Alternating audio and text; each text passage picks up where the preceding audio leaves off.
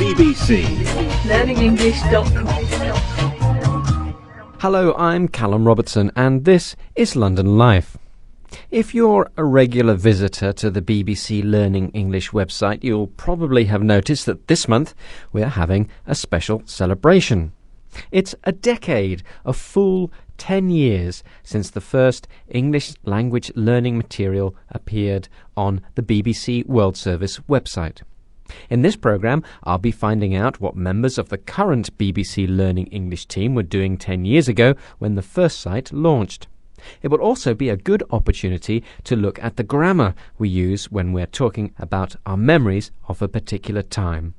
Listen out for the verb forms that people use to express their memories of 1996. First, here's Nuala, writer of our online soap, The Flatmates. What was she doing 10 years ago, and what was her bad habit? 10 years ago, I was living in Thailand. I was working as a teacher and teacher trainer. So I was living and working in Bangkok, and in the most polluted city in the world, I was polluting my own body too, because I'm ashamed to say that 10 years ago, I used to smoke 20 cigarettes a day. In 1996, Nuala was living in Thailand and was working as a teacher and teacher trainer. She was living and she was working. In each example there, she used the past continuous verb form. A quick reminder of how that is made.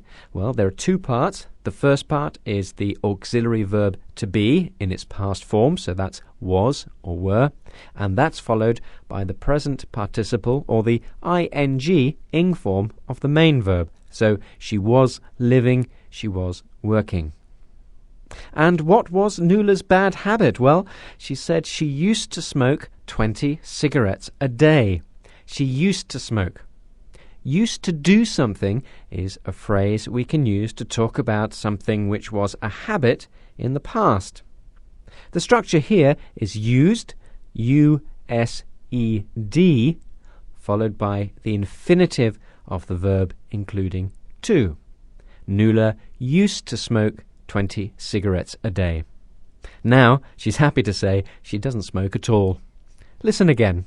10 years ago, I was living in Thailand. I was working as a teacher and teacher trainer.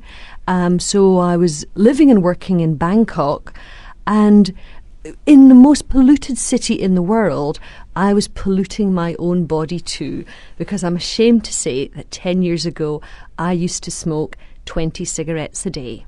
BBC learningenglish.com. Now, here's Doug Campbell, our producer and presenter from Canada. What was he doing 10 years ago? 10 years ago, I was a freelance writer, and I was writing a book about the English of the news, as a matter of fact.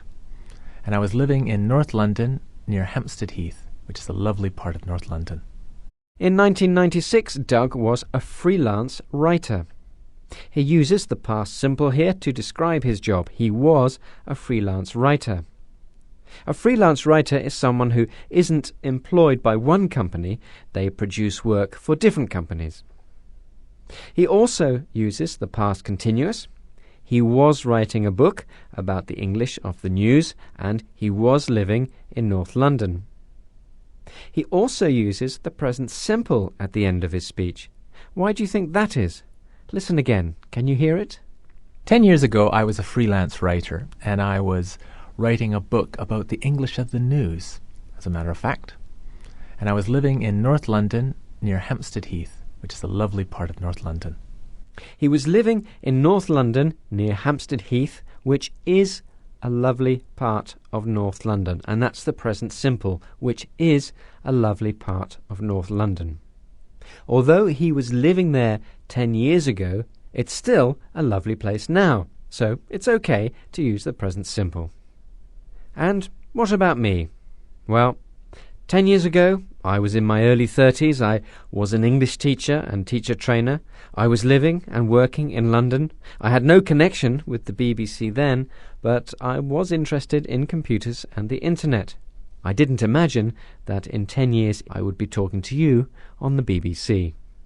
Who knows what we'll all be doing 10 years from now. That's all from this edition of London Life. BBC. learningenglish.com.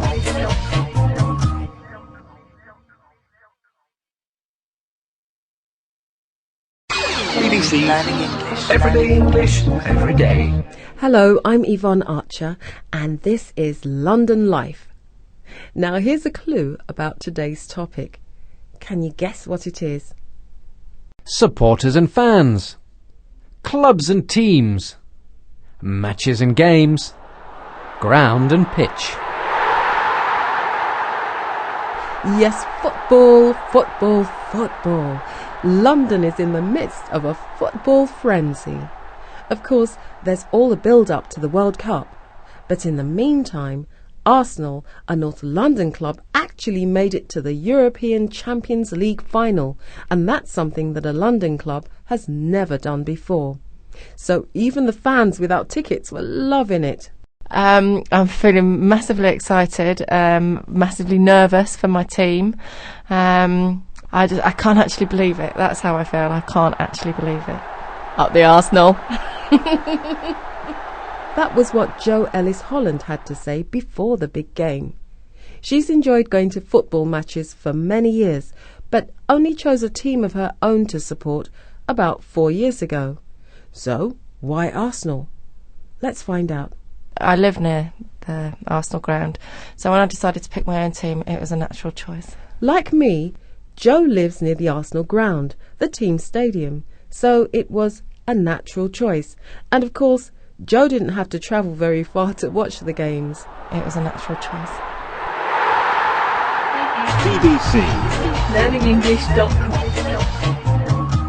Now, Jo turned out to be one of Arsenal's luckiest fans because she made it to Paris for the Champions League final. Before she left, we talked about her plans, but she spoke very quickly because she was so excited. So here's the challenge. Try to catch the main details of Jo's itinerary for the day. In particular, listen out for how she was going to get to Paris. How was she going to travel around when she got there? And what 3 things was Jo going to do during that day? The itinerary is the people that I'm going with will be met at the airport the other side by a mini coach, which is going to drive us around Paris and show us all the sights, which is wonderful for me because I've never even been to France, let alone Paris before. Then we're going to lunch in a fabulous restaurant, so no wearing our Arsenal shirts in there for the dress code.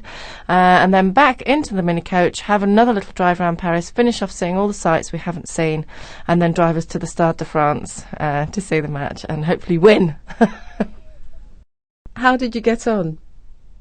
Well, Jo planned to fly to Paris and travel around the city by mini coach.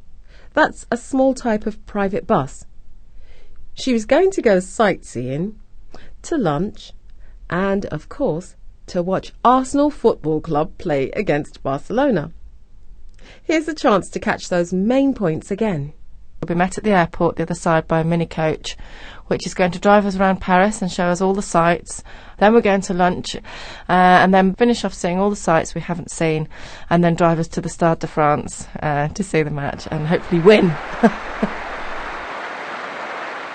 We're a 93-year-old club. We've been to the semi-finals, but we've never actually got to this stage, to the actual Champions League final. So win or lose, I'm going to enjoy the day, enjoy the entire experience and treasure it for the rest of my life. Well, that was then, and this is now. The headlines: a night of drama, dodgy refereeing and defeat for Arsenal in the Champions League final. But they leave Paris with their heads held high. I was in a local pub near the Arsenal, watching all the action. But as our chance of a win began to slip away, so did I. I walked home through the rain, past grown men who were crying, and thought, yes, we made a valiant effort, but sadly no one will remember who came second in the 2006 Champions League, except us Arsenal fans. BBC Learning English. Everyday English, every day. BBC. learningenglish.com. Hello, welcome to Weekender. Today we'll look at an issue which is getting a lot of attention in the British media at the moment. It's something which the media and government call antisocial behaviour. Antisocial behaviour is a rather complicated way of saying people causing trouble. Fighting, being noisy, making a mess in the streets, damaging buildings. All these kinds of things form part of what's called antisocial behaviour. There's recently been a rather disappointing report which says that Britain is seen across Europe as the country with the worst problem with antisocial behaviour. Our Europe correspondent, Tim Franks, has been looking at the research. As you listen to him try to answer this question, what do people think is the main cause of antisocial behaviour in Britain? 3/4 of those questions said that Britain had a problem with antisocial behaviour. France follows close behind, perhaps a result of the recent riots there. In contrast, the cause in Britain is seen in large part as alcohol. Well, according to the report, alcohol is the main cause of antisocial behaviour in Britain. France is seen as the country with the second biggest problem of antisocial behaviour. The report says people might think this because of the recent riots. Rioting is when a large crowd of people get together and behave violently, often because they're angry about something. So how do people living in Britain feel about the problem? We're about to hear from Eleanor, who lives in London. A few words to listen out for. Gangs of teenagers. Gangs of teenagers. Groups of young people who stay together and sometimes cause trouble. To feel intimidated. To feel intimidated. To feel scared or nervous. To be rowdy. To be rowdy. To be loud and badly behaved. Let's listen to Eleanor. Is she worried about antisocial behaviour? My name is Eleanor and I live in northwest London. I think in certain areas there are problems with antisocial behaviour. Noisy neighbours and gangs of mainly teenagers hanging around with nothing much to do, especially in the evenings and late at night, and I feel a little bit intimidated when I have to walk past them. I think some of the problems are when the pubs are closing and a lot of people come out and it's a bit rowdy. Did you get the answer? Well, Eleanor is a bit worried about people being rowdy, including gangs of teenagers who make her feel intimidated. bbclearningenglish.com. But why do gangs of teenagers hang around causing trouble? Here are the theories of a couple of residents in the town of Rochdale. Don't worry if you can't understand everything. We'll hear their views again afterwards. Discipline's gone out the window. There's nothing for him to do. Nowhere for him to go or anything. The first resident says discipline has gone out of the window. Discipline is about controlling behaviour and obeying rules. It can be both a verb and a noun. Listen to it used in these phrases.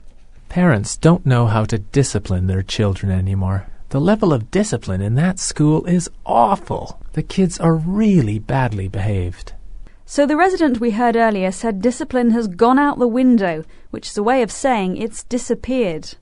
Another resident said the problem with teenagers is there's nothing for them to do, nowhere for them to go. Listen again. Discipline's gone out the window. There's nothing for him to do. Nowhere for him to go or anything. So how can the problems be solved? In a moment we'll hear the views of some politicians. First, some phrases that will come up. CCTV. CCTV is short for closed circuit television. Video cameras filming what goes on in an area. A bobby. A bobby is a slang word for policeman. We'll hear the phrase bobbies on the beat, which means policemen who are out in the communities. And we'll hear the term ASBO. ASBO. This is quite a new word. It's short for antisocial behaviour order, which is meant to stop bad behaviour.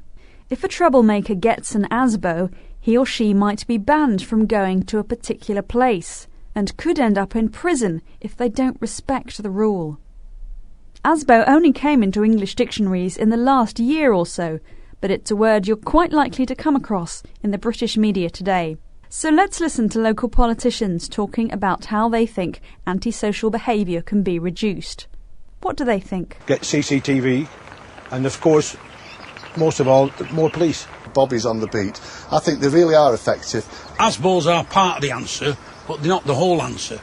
I think there's got to be far more respect. Well, CCTV, more bobbies on the beat and ASBOs are all possible solutions, according to these politicians. And more respect. People should think more about the needs of others. bbclearningenglish.com BBC Learning English. On your radio and on your computer. 24 hours a day at bbclearningenglish.com. Hi, thanks for your question. There are quite a few different definitions we need to look at here, but the meanings of behind and beyond are actually quite different. One of the principal meanings of behind is as a preposition of place. If you're behind a thing or a person, you're facing the back of that thing or person. For example, there were two boys sitting behind me. In these terms, it means the opposite of in front of. But behind also has adverb uses. If you stay behind, you remain in a place after others have gone. For example, John stayed behind after school to take the test. Equally, if you leave something behind, you do not take it with you when you go. They'd been forced to leave behind their businesses and possessions. As a time expression, behind appears when someone or something is behind, they are delayed or are making less progress than other people think they should. The bus was behind schedule. There are also some more abstract uses of behind you should be aware of. If an experience is behind you, it is finished. So, for example, now that the divorce is behind us, we can move on.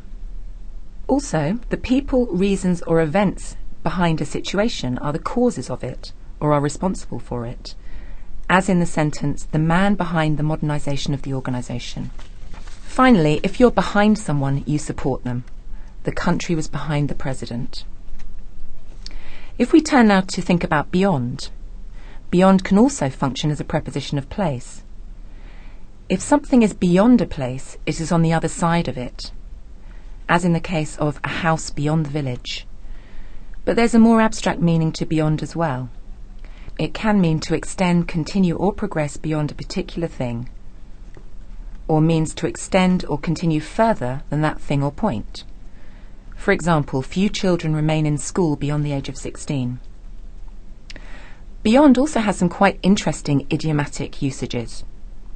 If someone or something is beyond belief, understanding or control, it has become impossible to believe, understand or control it.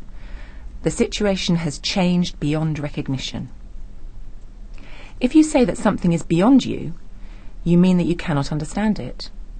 How he managed to find us is beyond me. So, quite a few different meanings there to contend with, but I hope this helps you to identify which word you might use. BBC Learning English. For quizzes, grammar tips, words in the news, discussion boards, message boards and more. Learning English. Improve your English. Visit our website. Visit bbclearningenglish.com. 24 hours a day. bbclearningenglish.com. BBC Learning English. Everyday English, every day. This is Weekender, and hello, I'm Yvonne Archer. Now, what comes to mind if I mention the term British values? Well, that's a question several people have been pondering since the recent news headlines. Secondary school students in England may have to study core British values, and that's to help people live together in peace, respecting each other, and feeling that they're a part of society. Perhaps you heard those headlines too. Compulsory lessons on core British values could be introduced in secondary schools in England as part of the government's response to the London bombings. Ministers are setting up a review to examine the idea with the aim of creating a more united society. The idea has come about as a response to the London bombings. And as we heard, the aim or goal is to create a more united society. Here's Bill Rummel, the Higher Education Minister, and one of the people behind the idea of teaching core British values. It's clear what they're trying to achieve, but is it really clear what British values are? What I think is clear is there are a whole set of values around fairness, around democracy, around civic responsibility that are intrinsic to how this country has developed. And I think if we do want to have a peaceful, mutually respectful, cohesive society, then we do need a better understanding of how those values have developed. Mr. Ramel is clear that fairness, democracy and civic responsibility, that's being a responsible member of society, are three values that are extremely important. As he put it, they're intrinsic to England's development. Those values are so basic and important that England would be a very different place without them. And we want a cohesive society where everyone is united. BBC. LearningEnglish.com. For me, one of the most interesting things about living in England is that it really is possible to meet people from almost any country in the world, especially here at Bush House. So I asked a few friends who've made England their home what comes to mind when they think of British values. Here's Sun Chen from China. You can see how well those historic sites are maintained. So I think maybe that's part of British value, is to respect their history and also respect their heritage. In Sun Chen's opinion, respect for British history and British heritage, which includes traditions, are core British values. And Sun Chen mentioned heritage because he noticed how well the old buildings and monuments are looked after. Dima, who's from Ukraine, had lots of ideas on what children should be taught if they're given new lessons on British values. Which three does Dima talk about? I think one of the most important values is the devotion to democracy. I also think that a very important thing about the way British people express themselves is the freedom of speech. The other thing which I would also mention is the feeling of duty before the society. Basically, you try to be useful to the society and not just live for yourself. Dima mentioned democracy and freedom of speech. He also explained what he means by duty before society, which we could also refer to as civic responsibility. Finally, I spoke to Helen, who's also from China. Which two core British values does she think would be taught in schools? Well, I think British values would include things like respecting each other, respect other cultures and other human beings, and also being very polite to each other. I think that's quite important, well, certainly for me. So for Helen, an example of those core values would be respect for people and other cultures, and being polite. Now surely you've got to agree that being polite is intrinsically British. Oh, I am frightfully sorry. Oh, thank you very much. Oh, how very kind of you. And there we have it. Lots of words and expressions that we can use to discuss core British values, or any other kind of values in English after today's programme. But that's it for today. Goodbye. BBC Learning English. Everyday English, every day. BBC Learning English. Everyday English, every day. Do you throw your bottles in the bin, drive a big heavy car, or leave the lights switched on when you go out? I'm Jackie Dalton, and as part of National Science Week in Britain, we're going to find out about how we can help the environment by changing the way we shop, travel and use energy in our daily lives, or how we can reduce our carbon footprints.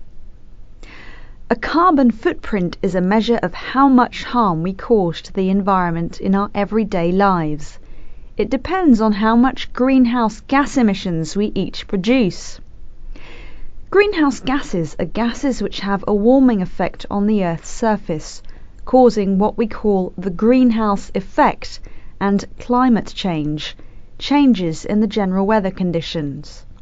The average carbon footprint per person in the United Kingdom each year is 10,000 kilograms. What can we do to reduce this? As we find out, we'll also practice some helpful expressions we can use when talking about the environment. We've heard a few already. Just as a reminder, they were greenhouse gas emissions, the greenhouse effect, climate change. We're about to hear from environment expert David Ray. Why does he think we need to reduce our carbon footprints?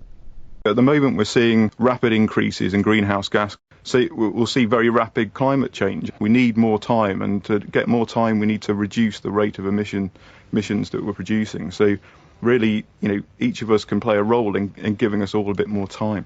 Well, he says greenhouse gas emissions have gone up, which means the climate will change quickly, and we need more time to adapt, to change the way we behave. So what are the main things in our daily lives that are harming the environment? John Barrett from the Stockholm Environment Institute is about to list 3. What are they? Domestic energy consumption, so that includes both our gas and electricity, our transport use, again combining air travel and our car travel at the moment being by far the most significant, although air travel is increasing rapidly, and also our food consumption, the distance our food has to travel, techniques, methods required to provide us with our food. Did you get the answer? The 3 things were domestic energy consumption, which means the energy we use at home when we do things like watch television. The second was transport, and thirdly, food. Here in the UK, we drink bottled water from Canada, eat apples flown in from New Zealand, and beans from Kenya, when we can get all of these things here anyway. What a waste of energy. bbclearningenglish.com. But we can each make a difference. 2 questions now. By how much could each of us cut down our carbon footprints? And would we have to make a big change to the way we live our lives? There's a lot we can do, lots of these small things to bring down our emissions significantly. So 60% is the figure, which is the possibility for most people without changing their lifestyle radically. The small things, the energy saving light bulbs, they're using more public transport, using trains. These things can really make a big difference. The answers to the questions are: David thinks we can cut down our emissions by as much as 60%, and we can do this without radical changes to our lifestyle. We would only have to make small changes in the way we live. So how much effort are people making already to reduce their carbon footprints? Do many recycle, which means reusing things instead of wasting them by just throwing them away? Listen to these people telling us what they do to help the environment. Probably not as much as I should be doing, although I recycle a lot at home. We recycle our newspapers and milk cartons and that sort of thing. I don't drive my car unless I have to, and in the winter time I close all the windows and doors to keep the warmth inside so I don't waste energy. I'm recycling loads of paper and card. I have big bins actually outside our block of flats where you can recycle glass and plastic bottles and newspapers and paper and tin cans. So I keep all my rubbish separate in my kitchen and then go down once a week, put it in the bins at the back. I make sure when I leave my flat in the morning that I turn off all the lights and I switch off the video and TV by the wall and the washing machine so that I'm not using loads of energy. Well, if you want to measure your own carbon footprints and find out how you can make a difference, you can always go to the links at the bottom of our webpage. Meanwhile, don't forget to turn off your lights when you don't need them on, recycle your bottles, and next time you're about to switch on the TV, ask yourself whether you wouldn't just rather go for a walk instead. bbclearningenglish.com. bbclearningenglish.com. Hello, I'm Anna Jones, and this is Entertainment. And today we're going to hear what some people are saying about the recently released film of the best-selling novel The Da Vinci Code. Now, the film has caused quite a lot of controversy. If something causes controversy or is controversial, then it means that there's public discussion and argument about something that some people feel strongly about. The Da Vinci Code has caused controversy because of its plot. a murder inside the Louvre Art Gallery and clues in Leonardo da Vinci paintings lead to the discovery of a religious mystery protected by a secret society for 2,000 years, and this could shake the foundations of Christianity. The film is directed by Ron Howard and stars Tom Hanks as the professor who gets drawn into trying to solve the Da Vinci Code. Well, as I said earlier, the film has caused controversy, and some church leaders want it to be censored because it suggests that Mary Magdalene had a child whose father was Jesus Christ. If you censor something, then you remove the parts that are considered offensive or politically dangerous. Now, the film has met with mixed reviews. The film critic Jason Solomon saw it at the recent Cannes Film Festival, and he explained how the audience reacted to it. Listen out for several expressions he uses to describe this reaction. Do you think the audience liked the film? Well, the reaction here was rather flat. It was met with no applause, and normally the first night audiences at Cannes applaud wildly if they like something or boo vigorously if they don't. They didn't do anything here. There was kind of hushed silence that met the whole proceeding. I think in the end it has to be kind of gone down as a bit of a failure here on the Croisette. Well, according to Jason Solomon, the audience at Cannes did not like the film. He uses the following expressions to describe their reaction. Flat, which means to lack interest or enthusiasm. He says that the film was met with no applause. They did not applaud. They did not clap their hands together at the end of the film. Instead, there was a kind of hushed silence. Throughout the film, the audience was very quiet and said nothing. Jason says that the film was a bit of a failure in Cannes. He uses the noun failure, which means that the film did not succeed or was not popular in Cannes. Listen out for those expressions again. Well, the reaction here was rather flat. It was met with no applause, and normally the first night audiences at Cannes applaud wildly if they like something or boo vigorously if they don't. They didn't do anything here. There was kind of hushed silence that met the whole proceeding. I think in the end it has to be kind of gone down as a bit of a failure here on the Croisette. And that was the film critic Jason Solomon.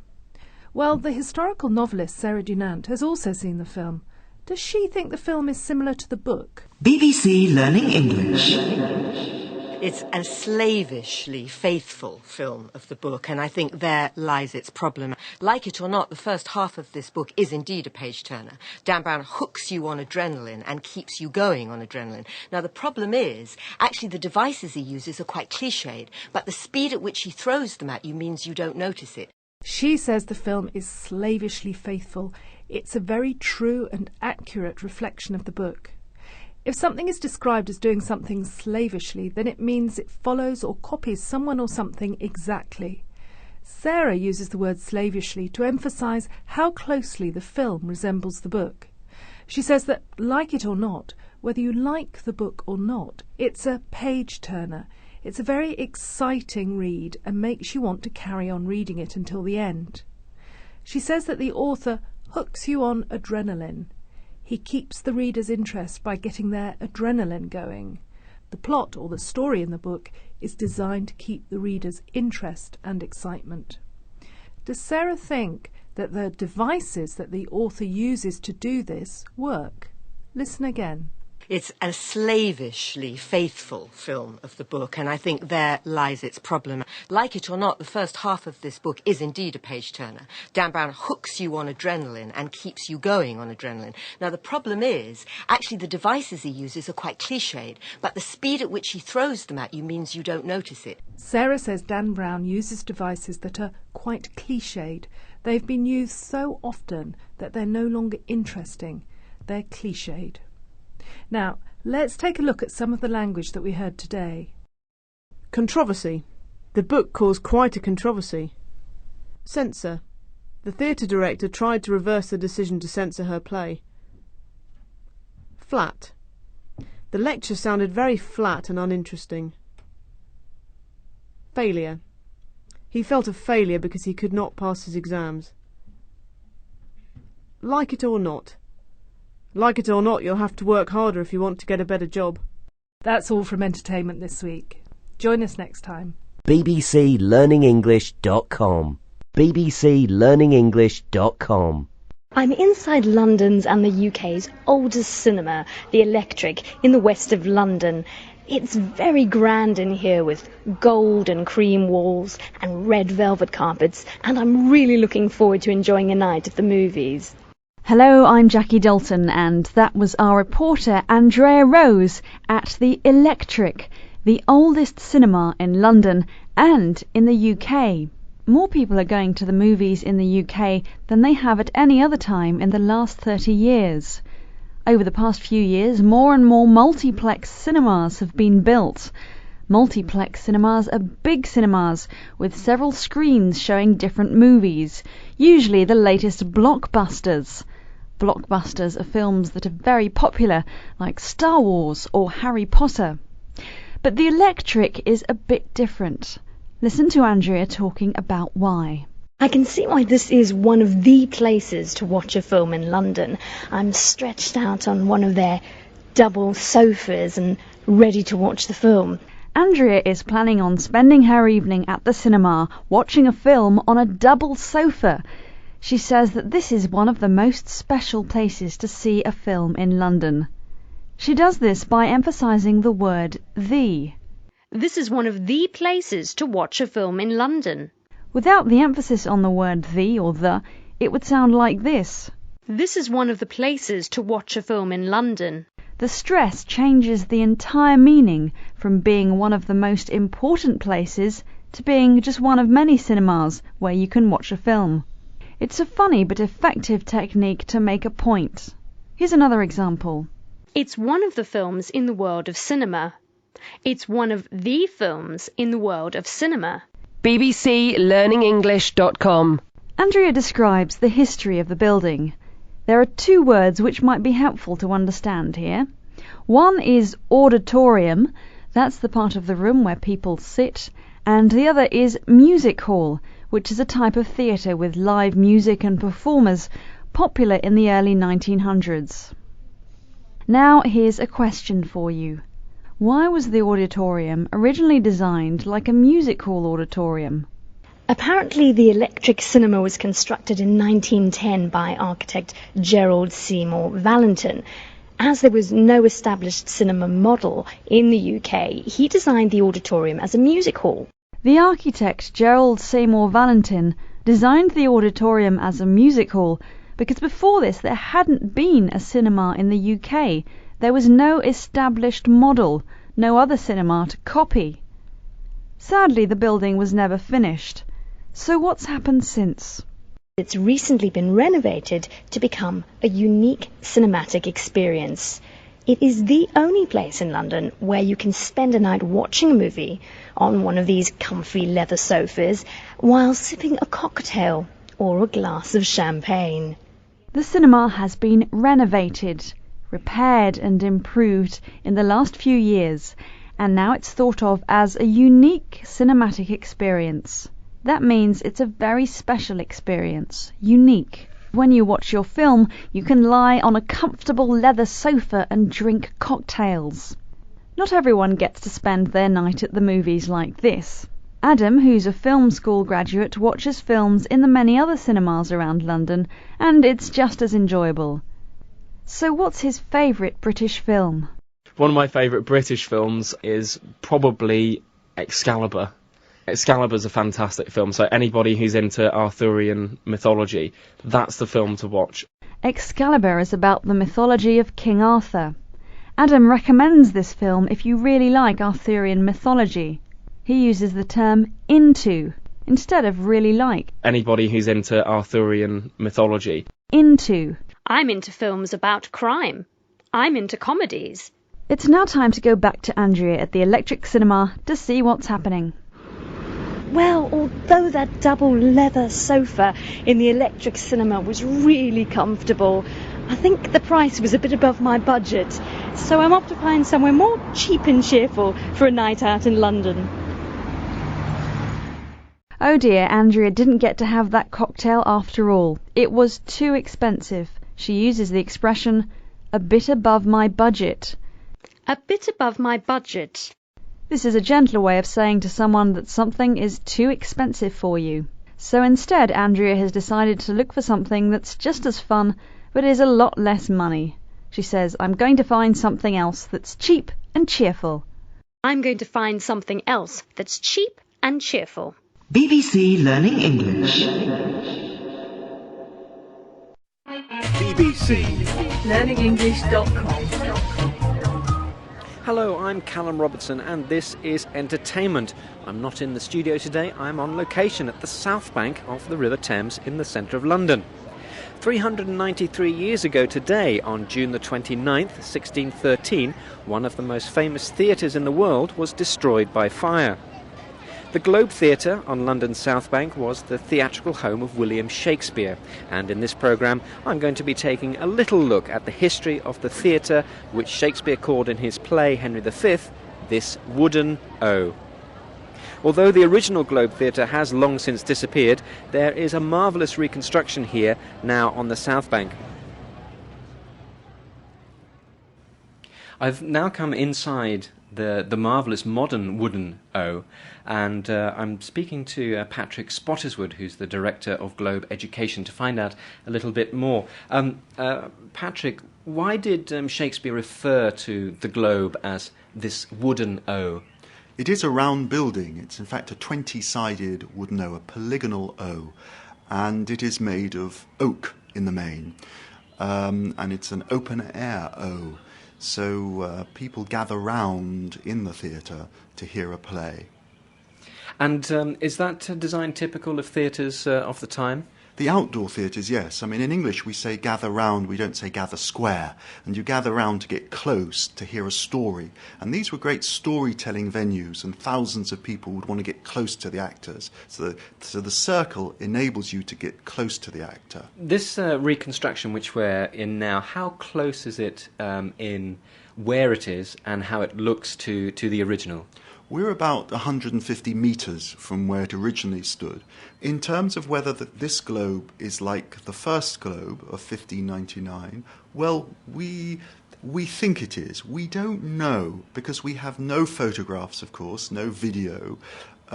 So we're reliant on a mixture of evidence as to what the original globe was like. We hope we've built the globe like the original, but we cannot put our hands on our hearts and says it's exactly like. It's near as we can get.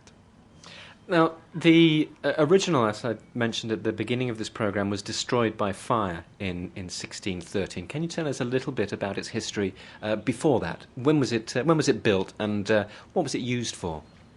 Well, it was built in 1599, and Shakespeare and a group of actors put money together to build the theatre. It was the first time ever in England actors had paid to build a theatre. So that was very special. And it became the #1 theatre of London, as Shakespeare's company became the #1 acting company of London. So it became from 1599 as the #1 venue for theatre, and certainly the #1 venue for Shakespeare's plays, until 1613. And in 1613 they put on a play about Henry VIII, and they had a cannon effect to announce the arrival of the king on stage. But it was a special effect that went badly wrong, because a spark from the cannon flew up and hit the roof, which is made of thatch. It caught fire, and the theatre burned to the ground during a performance. And which of Shakespeare's plays were first performed here, or which of the big ones that people might know around the world were performed here? Well, I suppose one of the most famous, Romeo and Juliet, was not first performed at the Globe. It was written 2 or 3 years before the Globe was built. The first play that we know to have been put on at the Globe, the first recorded performance, it was Julius Caesar. We know that As You Like It was put on at the Globe. We know Hamlet, King Lear, Othello. These are plays that were Globe plays. But plays like Romeo and Juliet, Shakespeare had a career before the Globe was built. BBC learningenglish.com. This is Entertainment. Today I'm talking to Patrick Spottiswoode, the director of Globe Education, about the Globe Theatre on London's South Bank. Patrick, I wonder, could you tell us now about how the new Globe Theatre came to be built? Sam Wanamaker founded a charity to build the Globe in 1970. He died in 1993. 4 years later, the Globe finally opened for performances in 1997. So we're a very young theatre. But it's thanks to people from outside of England, an American and a South African, who came to England and decided that it would be a good thing to rebuild Shakespeare's Globe. So thanks to them, we have a Globe Theatre again. Patrick Spottiswoode, thank you very much. That's all from this edition of Entertainment. Do join us again next time. BBC learningenglish.com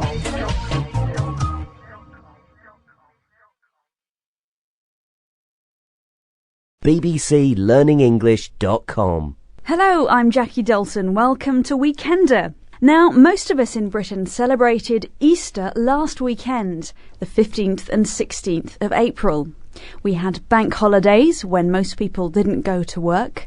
Many gave each other chocolate Easter eggs, and special church services took place.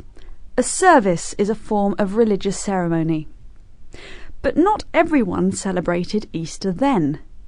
As part of our special focus on Greece this month, we'll find out how the Greeks celebrate Easter. And we're going to do this with the help of the Dean of St Sophia Cathedral in London. My name is Bishop Theodoritos. I am Dean of the Greek Cathedral in London, Moscow Road. He's about to tell us about one of the main differences in the way Eastern and Western Christians celebrate Christ. Some words that will come up. Liturgical. Liturgical. This means things which relate to religion or the church. Emphasize. Emphasize. Which means to give particular importance to something. Holy Week. Holy Week is the week running up to Easter Sunday, where religious services take place. Crucifixion.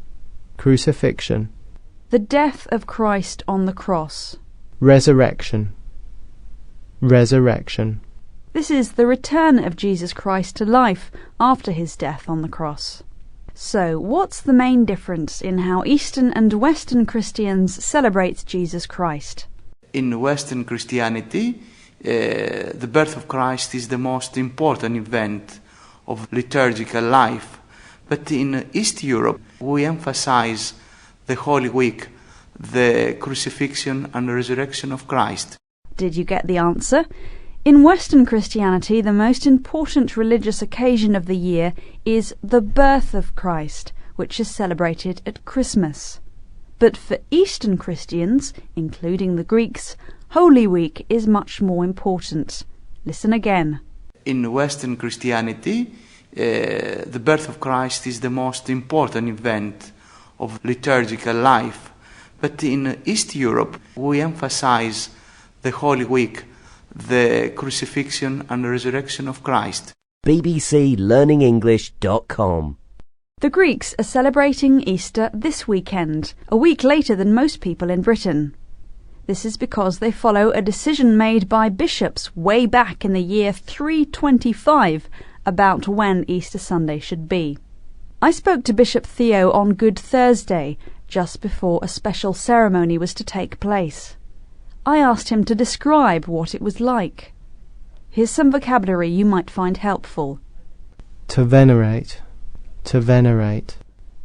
Means to honour. Hymns. Hymns. Are special religious songs that people sing in church. Listen to Bishop Theo. How does he describe the atmosphere in the church during the ceremony? So tonight is what you call Good Thursday. Could you tell me a little bit about what you'll be doing? It's one of the most exciting and beautiful services during the year because we celebrate and venerate the crucifixion of Christ. The service, the hymns, the atmosphere is very moving, and the Byzantine music is something different from the Western Christians. Did you get the answer? He says the atmosphere is moving, which means it has a strong emotional effect on people there. They may feel very happy or sad, for example. Listen to that phrase again. The atmosphere is very moving. Well, I've come along to the ceremony, which is in the very beautiful St Sophia Church.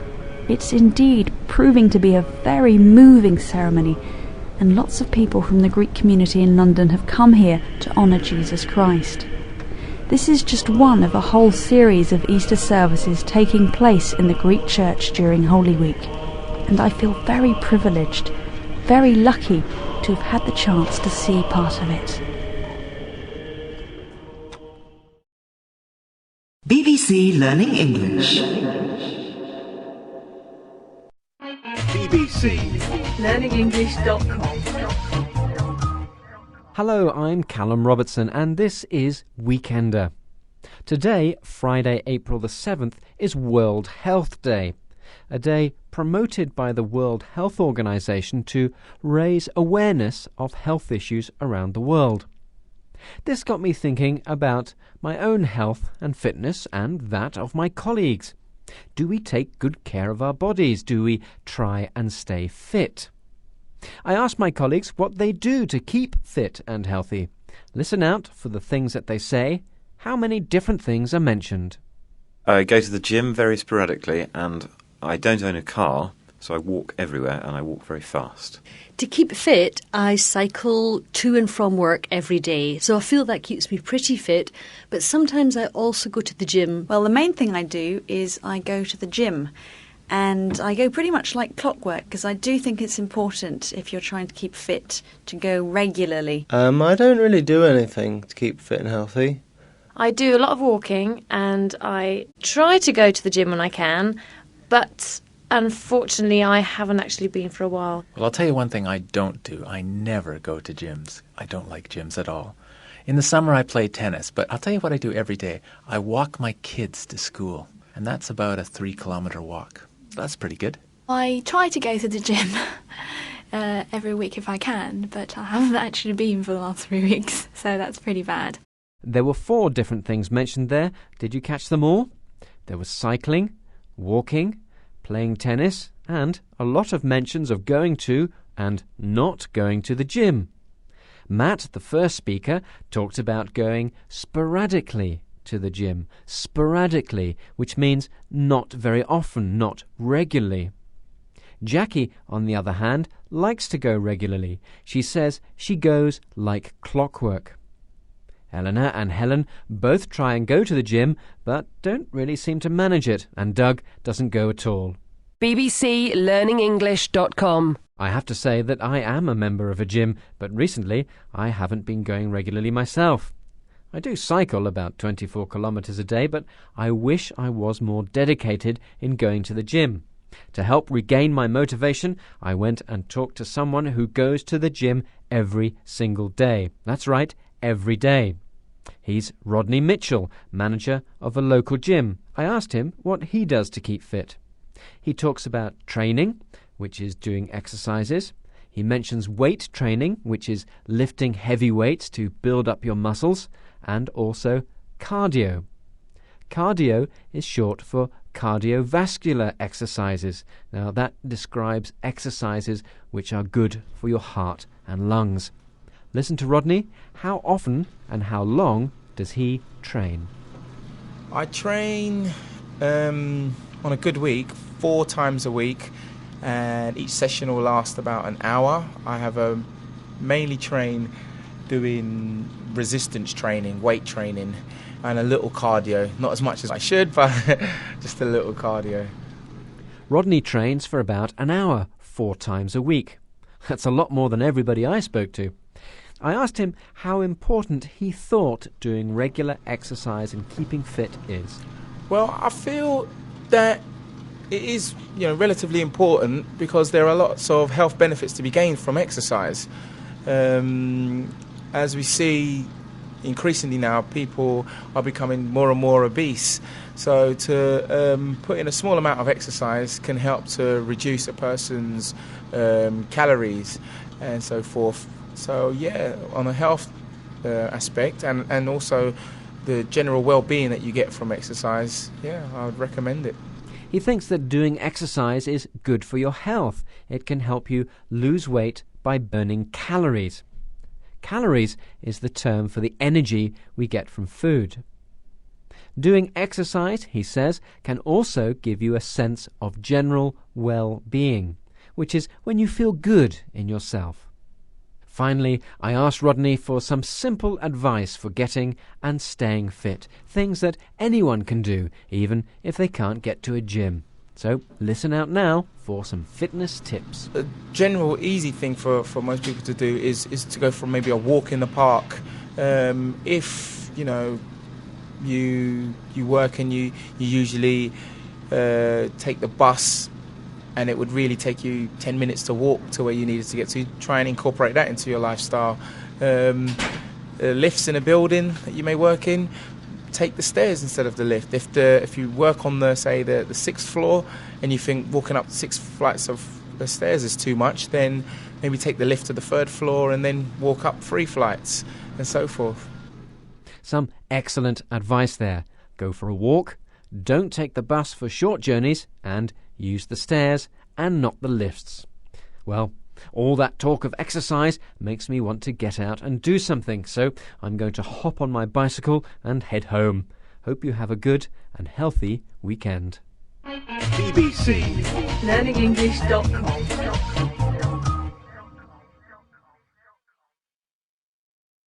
BBC Learning English. On your radio and on your computer. 24 hours a day at bbclearningenglish.com. Well, we have two words here which mean very similar things. Lazy, which we know means someone who doesn't really work very hard, but also one with a very similar meaning, idle. That's idle, I-D-L-E. Both words can actually be used to describe someone who doesn't work very hard. So, for example, John is really lazy, or John is really idle. Both mean that really John doesn't work as much as he should do.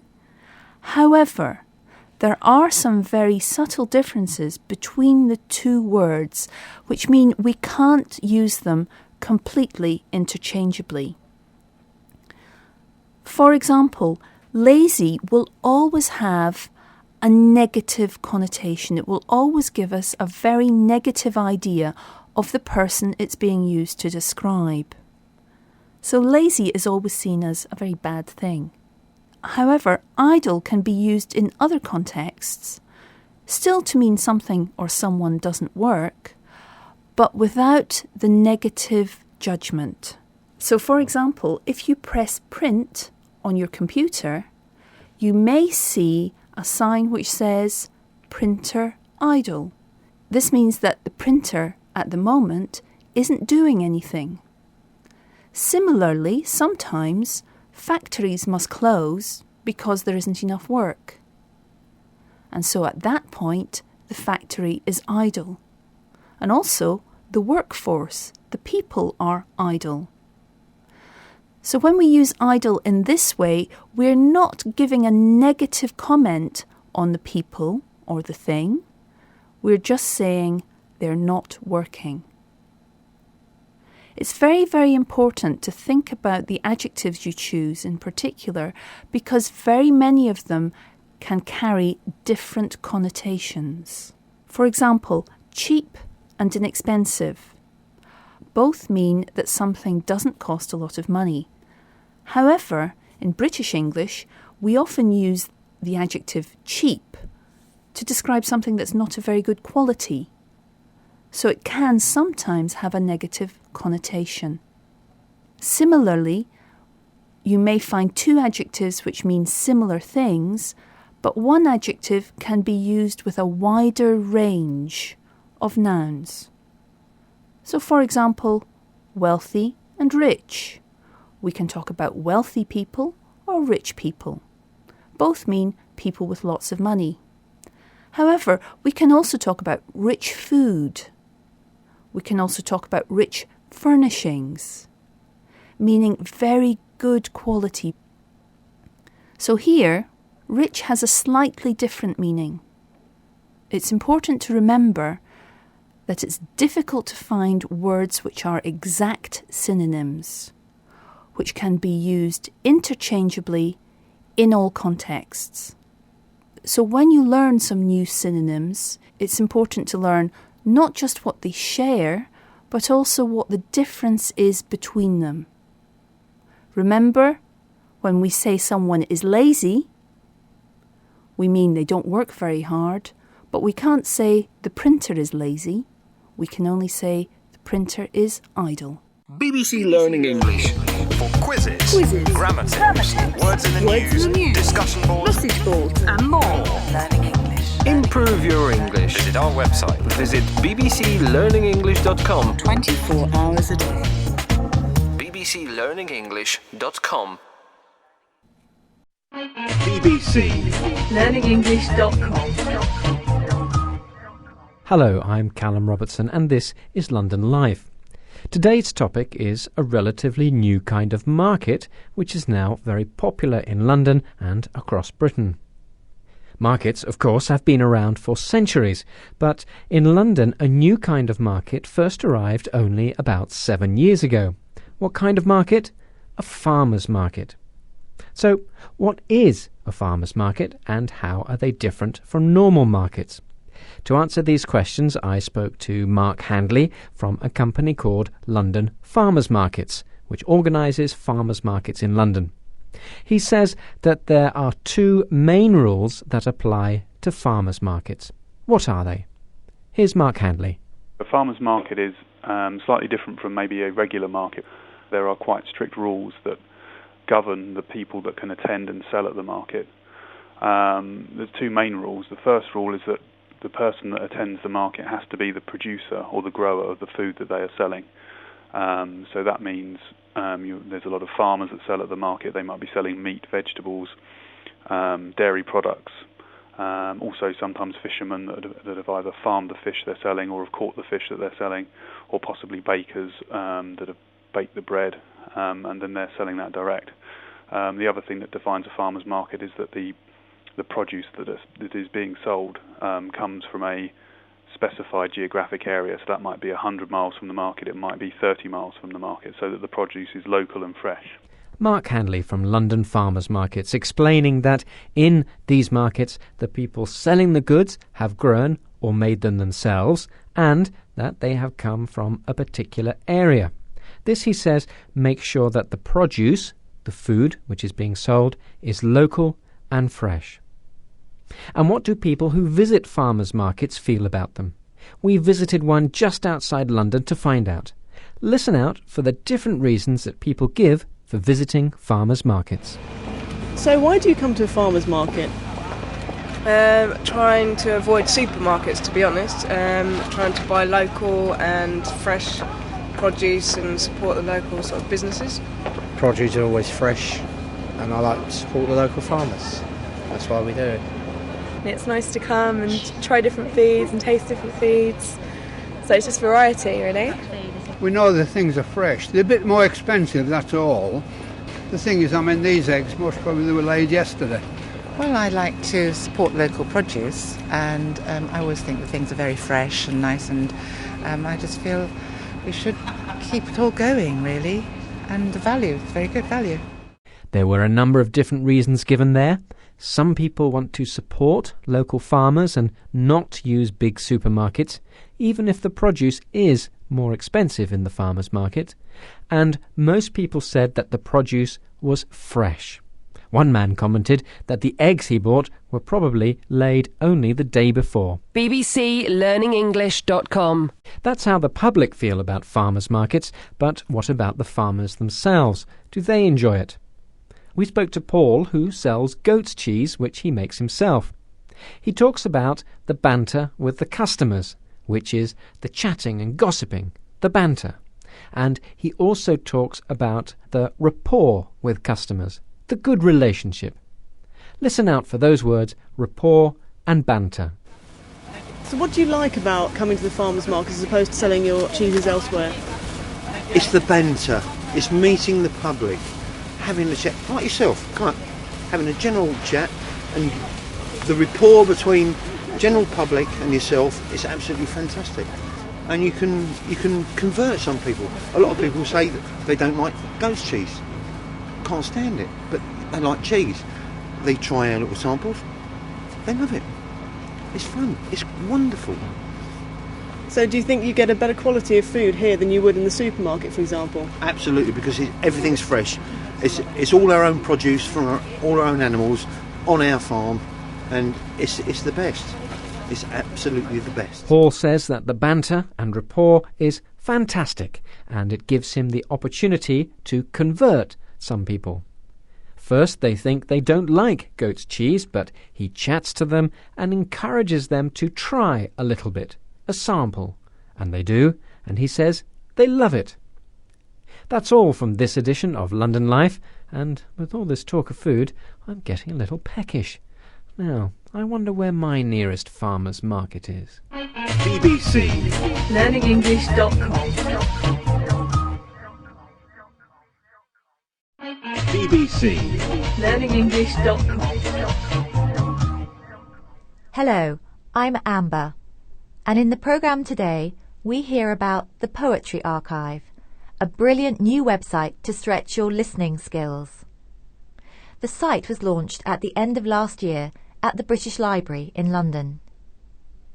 At www.poetryarchive.co.uk you'll find readings by contemporary English language poets like Wendy Cope and Seamus Heaney, and poets from the past like Siegfried Sassoon, who reads one of his haunting poems about the First World War. Andrew Motion, the UK Poet Laureate, is one of the founders of the project. He'll be explaining why the Poetry Archive is such an exciting and useful online library. So what's special about listening to a poem read by the poet who wrote it? Andrew Motion makes 3 points. He says it's fascinating to hear what a poet's voice sounds like, and it can help you to understand a poem. And the third point, see if you can catch one or both of the expressions he uses to describe how poems make sense. He does speak very quickly, but we'll repeat the extracts from his interview. There is a level of fascination about what people's voices are like. There's a level of understanding that becomes available when you hear them aloud. And there is the absolutely fundamental point that the sound sense and page sense can't be separated. There is the important point that poems communicate through sound sense, through rhythm and rhyme, for example, and through what Andrew Motion calls page sense, the way the words are arranged on the page. Listen again. There is a level of fascination about what people's voices are like. There's a level of understanding that becomes available when you hear them aloud. And there is the absolutely fundamental point that the sound sense and page sense can't be separated. Sound sense and page sense. 2 useful compound words for describing how we absorb the meaning of a poem. Sound sense and page sense. Next, we asked Andrew Motion to talk about what you can do at the Poetry Archive, besides listen to poems. Well, it depends who you are. If you're a primary school child, there is a dimension of the site which is especially for you. There's a site for teachers, there's a site for secondary school children, with a great deal of supplementary material added to it. Lesson plans and advice about listening and interviews with the poets. Not all the poets, but some of the poets. And so on and so on. There's a massive stuff there. I think if you laid it end to end, it would be about a sort of 150-page book. But it's all good stuff. So the Poetry Archive is really like lots of websites within one big website. And for students and teachers of English as a foreign or second language, there should be plenty of interesting material. What do you think would be useful for you? Listen again. Well, it depends who you are. If you're a primary school child, there is a dimension of the site which is especially for you. There's a site for teachers, there's a site for secondary school children, with a great deal of supplementary material added to it. Lesson plans and advice about listening and interviews with the poets. Not all the poets, but some of the poets. And so on and so on. There's a massive stuff there. I think if you laid it end to end, it would be about a sort of 150-page book. But it's all good stuff.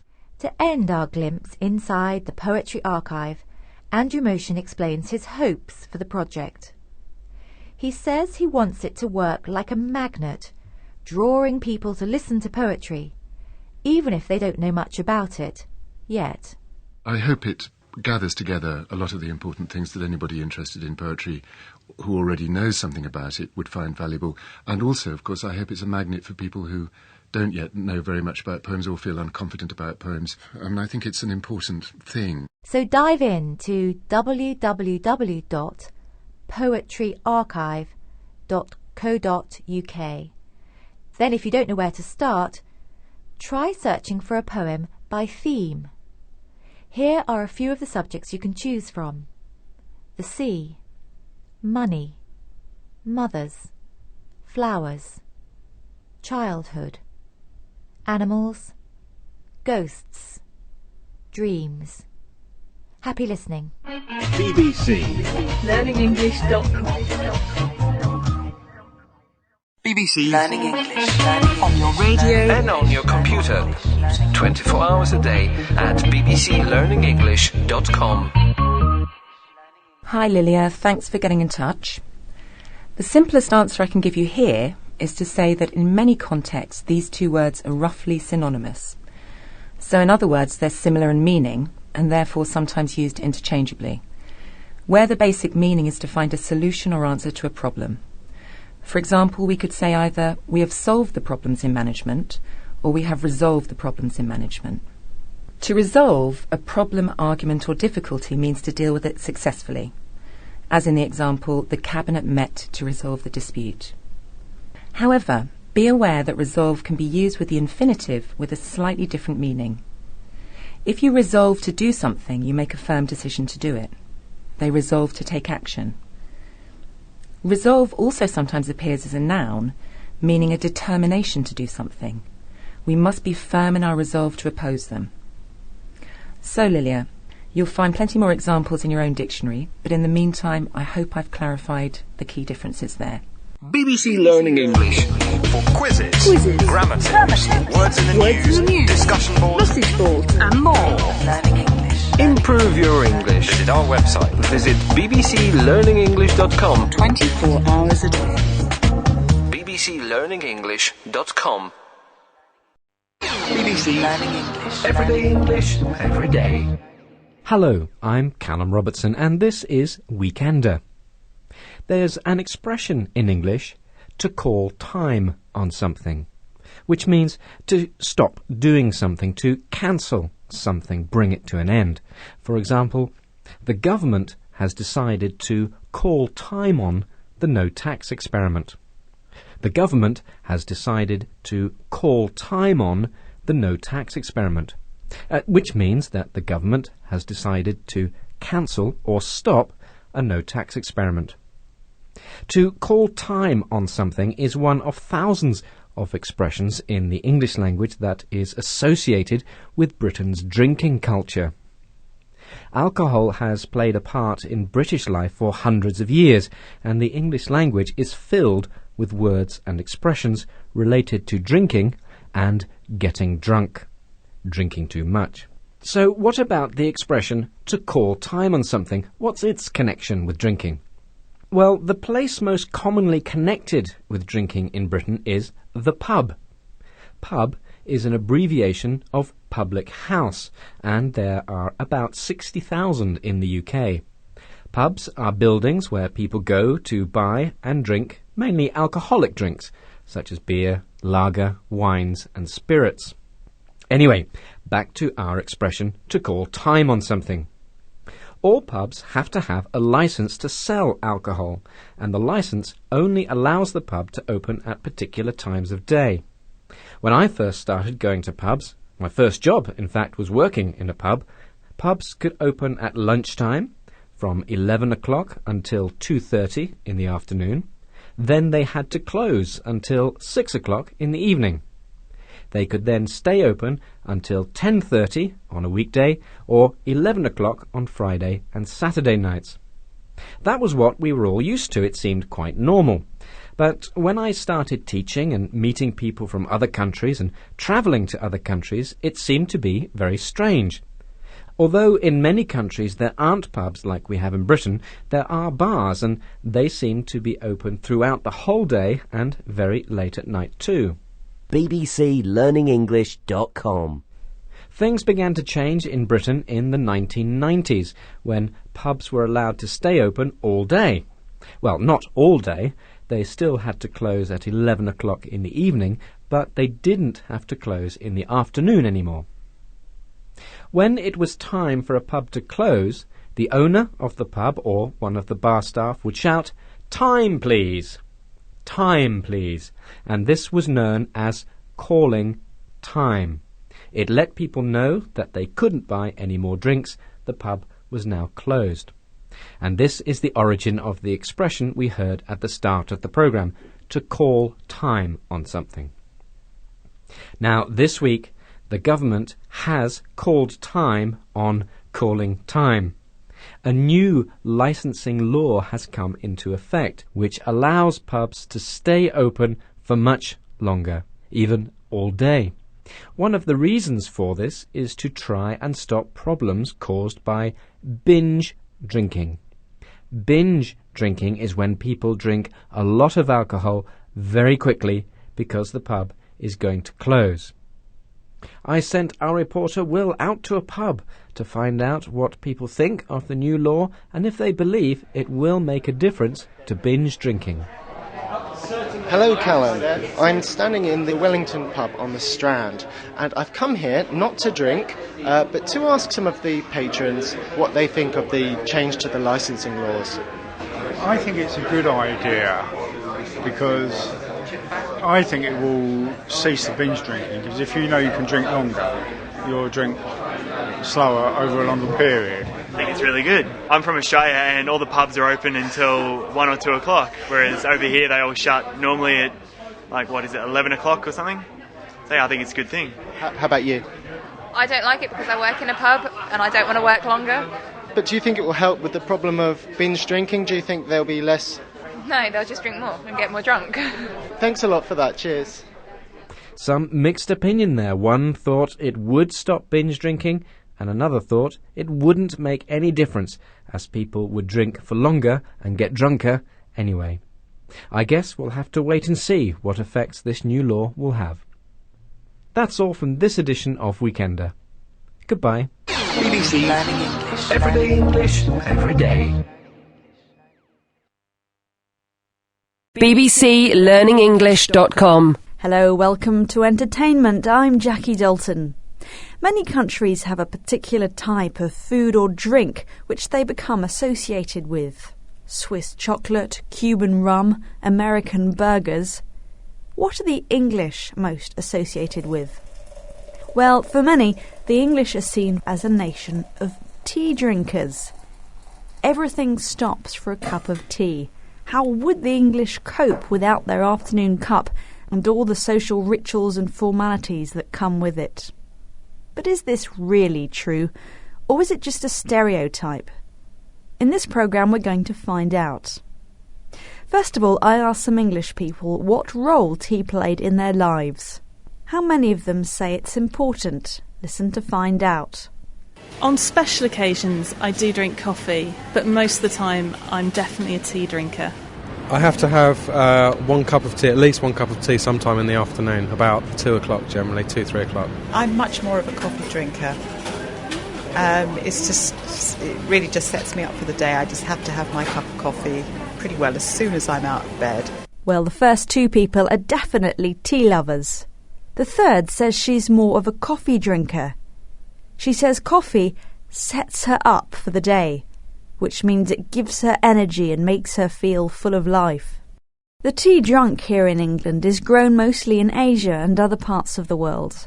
But there is a tea plantation in the UK, the Tregothnan Tea Estate in Cornwall.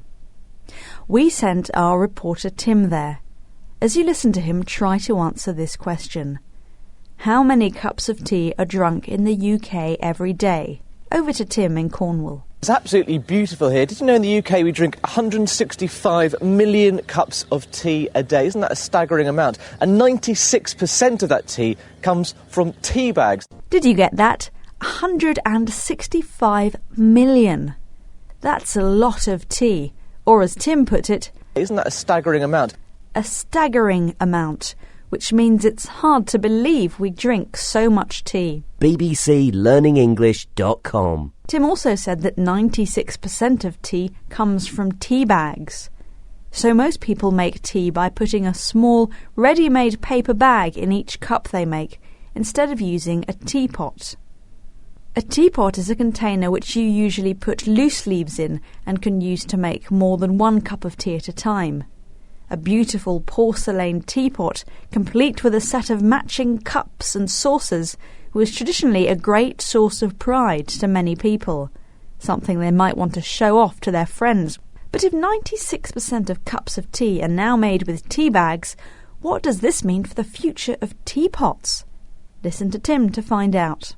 The sales of teapots are suffering as a result. They're down 2/3 in the last 5 years. And it seems that most 18 to 40-year-olds think that teapots are quaint and stuffy and old-fashioned and don't really want to buy them. Not so many people are buying teapots anymore. Most people aged 18 to 40 don't think much of teapots. Let's look at the words they used. Quaint and stuffy and old-fashioned. If something is quaint or old-fashioned, you associate it with the past. It's not very modern. Quaint can be quite a positive word, though. It can mean it's unusual and old-fashioned in an attractive way.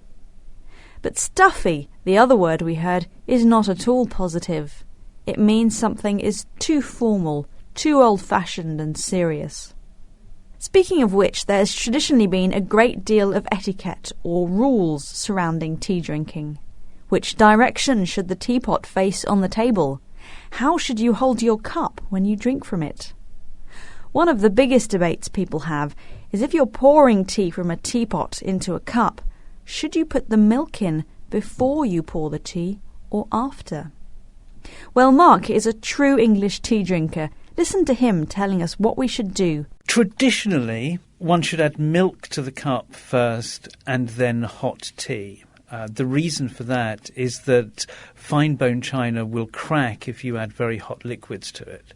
Unfortunately, nowadays, it is quite common for people just to use any old mugs, not of a particularly fine quality. And tea will often be added to the cup before the milk, which is quite incorrect.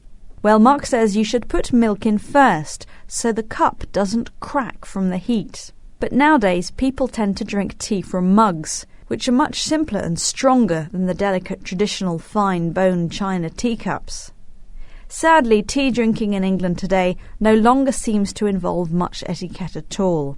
It involves drinking it at pretty much any time of the day from any old mug without any real sense of formality. But as we've heard, tea drinking is still a very popular activity here. In fact, I'm off for a cuppa now. bbclearningenglish.com bbclearningenglish.com Hello, I'm Jackie Dalton. What makes you feel stressed? Do you panic when you've got to rush to be somewhere? Do you get irritated when the phone rings all the time? A noisy neighbour on a Sunday really stresses me out if I'm trying to relax. A lot of people get anxious when they're stuck in traffic. We're going to look at stress and the language of stress. We've heard quite a few phrases related to it already. To panic, which means to feel a bit scared and worried and to be not able to think clearly. To feel irritated, to feel a bit angry or annoyed. To feel stressed out, a more colloquial way of saying to feel stressed. Anxious, worried, nervous. You could also use the word tense. Well, all kinds of things can make people feel stressed out and anxious. When we asked people on the street what was making them feel tense, there was one answer that came up quite a lot. What was it? What makes you feel stressed? Exams. Well, this time of year, my exams make me feel stressed. My boss at work, he's really horrible. Pressure from exams, pressure from friends, pressure from girlfriends. That wasn't too difficult, was it? Exams were making quite a lot of people feel stressed in the interviews we heard there. So what do they do to beat the stress, which means to fight the stress and get rid of it? Let's listen to their ways of coping. And what do you do to beat the stress? Study as hard as I can and get it over with. Well, a day like today is a nice day. Just walk around the city and get away from it all for a bit. Ignore it. Just sort of set your own goals and achieve your own targets you can achieve. Drink. If something is making you worry, you might just want to get it over with. Study as hard as I can and get it over with. To do it so you don't have to worry about it anymore. Listen to this phrase in use. I'm really scared about the presentation, but I'll ask if I can go first. That way, I'll get it over with. Let's hear from another stressed student. Well, a day like today is a nice day. Just walk around the city and get away from it all for a bit. Another thing to do is get away from it all. To get away from it all is an expression we use quite a lot if we've had enough and need a break. Let's go to Paris this weekend. I just want to get away from it all. What other tips did our interviewees give? And what do you do to beat the stress? Ignore it. Just sort of set your own goals and achieve your own targets you can achieve. Ignore it. Pretend it's not there. He also had a good bit of advice, which was set your own goals and achieve the targets you can achieve. In other words, be realistic about what you can and can't do, and don't worry about anyone else. Set your own goals. This is perhaps a less healthy solution that was suggested. And what do you do to overcome the stress? Drink. bbclearningenglish.com. We've heard some of the language of feeling stressed, to panic, feel irritated, anxious, stressed out, nervous. What about the language of making yourself happy again? Which two phrases are used here to talk about making yourself feel better? There's quite a few films that I always like to watch to cheer myself up. I've got quite a few comedies on DVD, so I'll put one of those on. I would normally go to see a film or cook myself a wonderful meal to comfort myself. Did you get it? One expression was to cheer myself up. To cheer myself up. Listen to other examples of this phrase in use. Cheer up, it's not all that bad. I've had a horrible day and I need cheering up. The other phrase was to comfort myself. Cook myself a wonderful meal to comfort myself. James looks very sad. You should go and comfort him. There's another expression that's developed using comfort. Here's a clue as to what it's about. What do you do to cheer yourself up? I like to eat chocolate. It's comfort food. Food that we eat when we're stressed out or feel unhappy to cheer ourselves up. It's usually something not very healthy, such as chocolate or cake. But finally, my favourite tip for how to cope if you're feeling anxious or irritated is this one. Give my little boy a cuddle.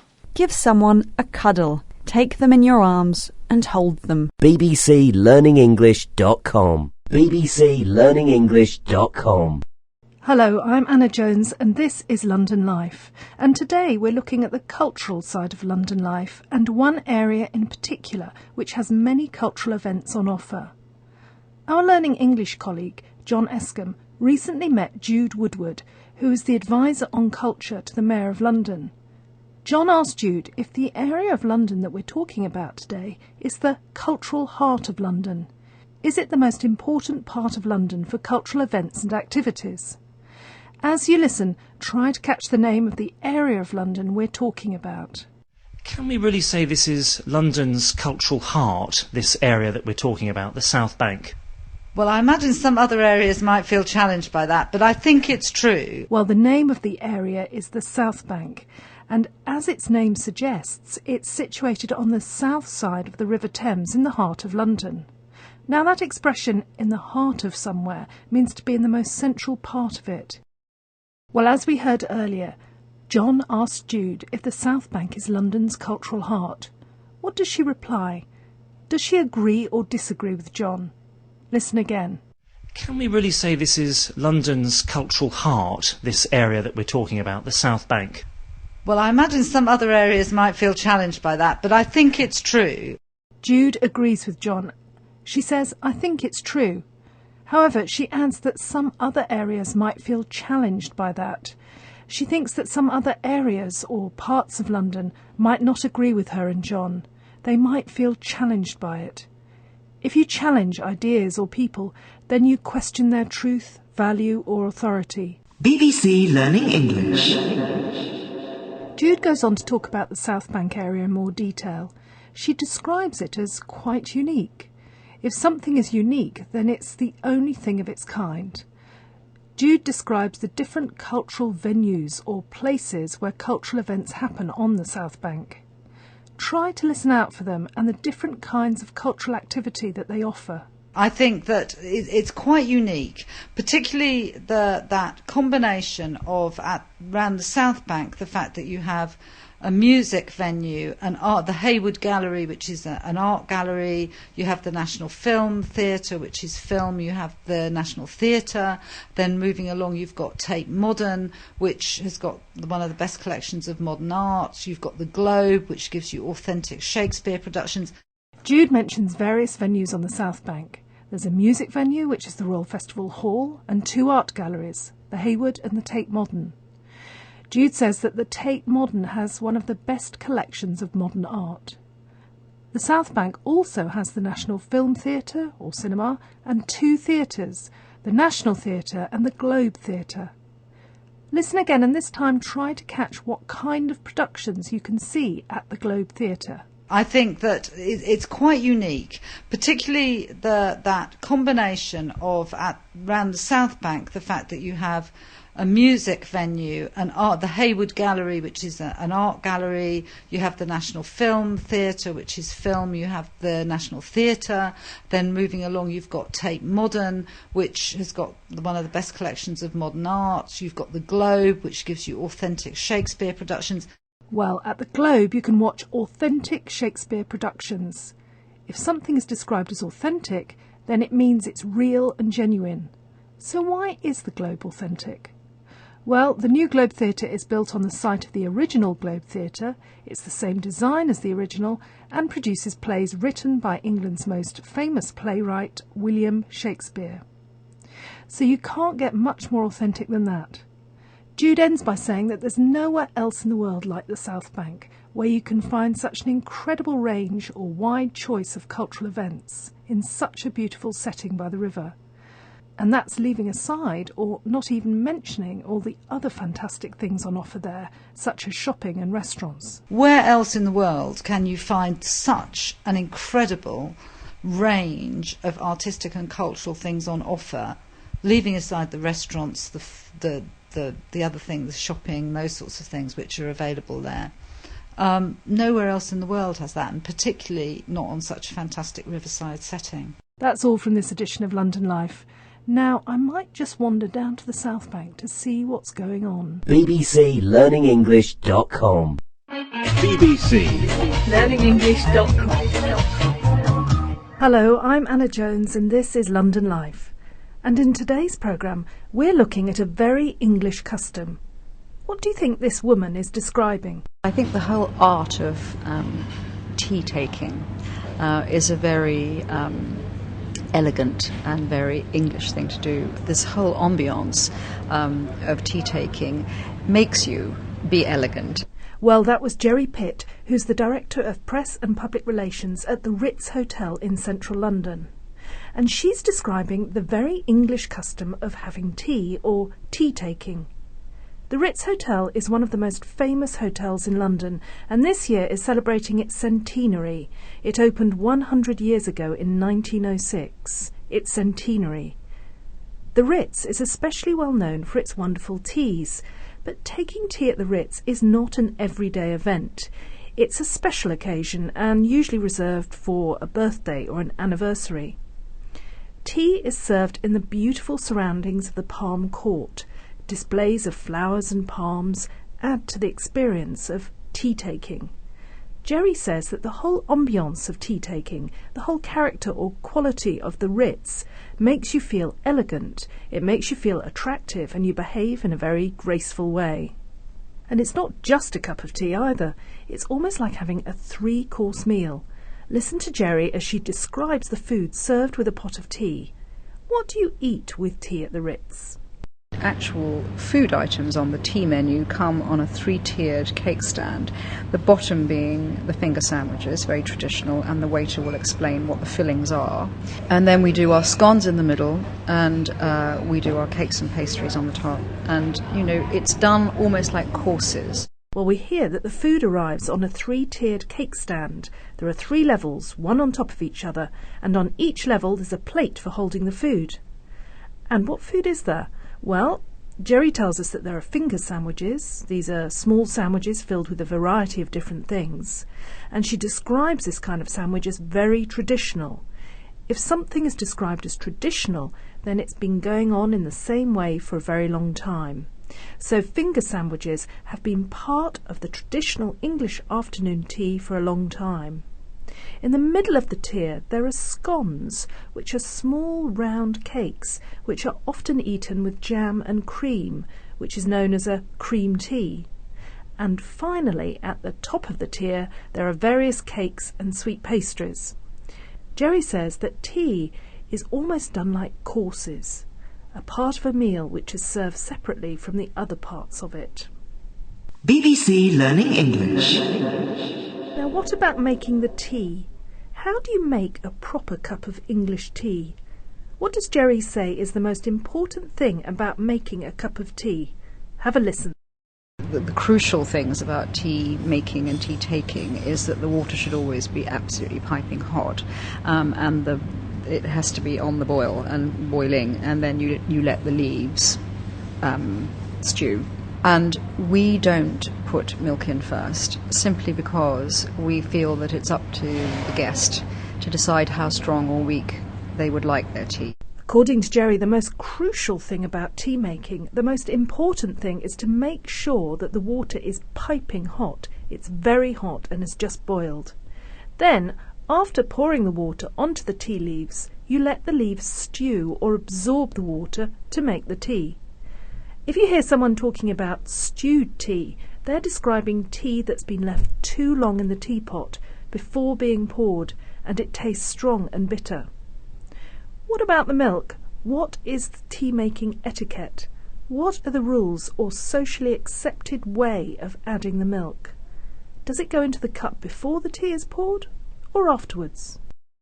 Well, at the Ritz, the etiquette or the accepted way is to add the milk afterwards so that the guests can decide how strong or weak they would like their tea.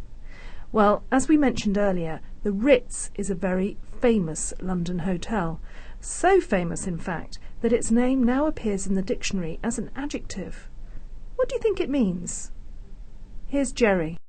Even the name the Ritz has become now generic in the dictionary. The Ritz, people talk about things being ritzy, and even if it's something's not very ritzy or something is very ritzy, and that all comes from the name. Well, if something is described as ritzy, it's expensive and fashionable. It's a bit like the Ritz Hotel. So you might describe somebody's dress or car as ritzy. Well, it's 4 o'clock now, so it must be time for a cup of tea. That's all from London Life. BBC LearningEnglish.com. BBC LearningEnglish.com. Hello, I'm Jackie Dalton. You're listening to BBC LearningEnglish.com. Today, what's it like to be a foreigner living in London? First, it's a novelty. Everyone's interested in why you're here. We're going to talk to Lindsay from South Africa. My name is Lindsay. I'm 24 years old. I'm from Johannesburg. I moved to London on the 20th of January this year. And I'm an occupational therapist, so I rehabilitate disabled people. There's a big South African community in London with people who've lived here for years and years, and others who've just come to get a taste of London life. Lindsay grew up in South Africa, but she has a UK passport because her father is British. That's part of the reason she came here. What are the other reasons why she decided to come and live in London for a while? London, it's my heritage. Even though I've grown up in South Africa, my dad has always instilled the British pride in us. And I just felt there was so much culture and so much history. I've always been interested in the kings and queens of England.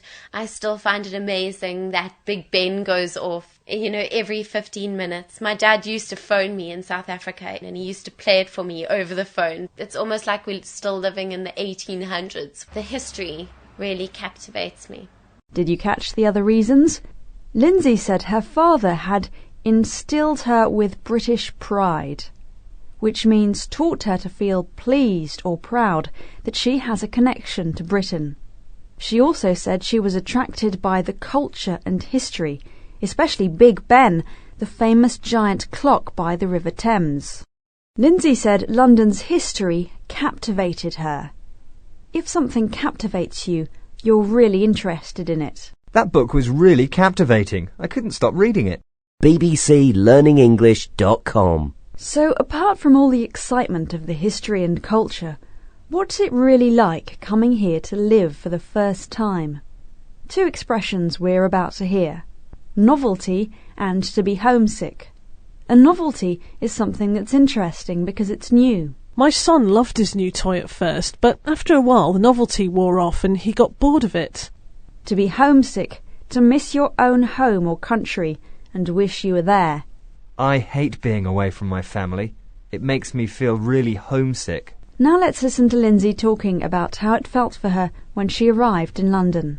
I think it's a process which I'm seeing a lot of South Africans go through. I think when you move here, first it's a novelty, it's exciting.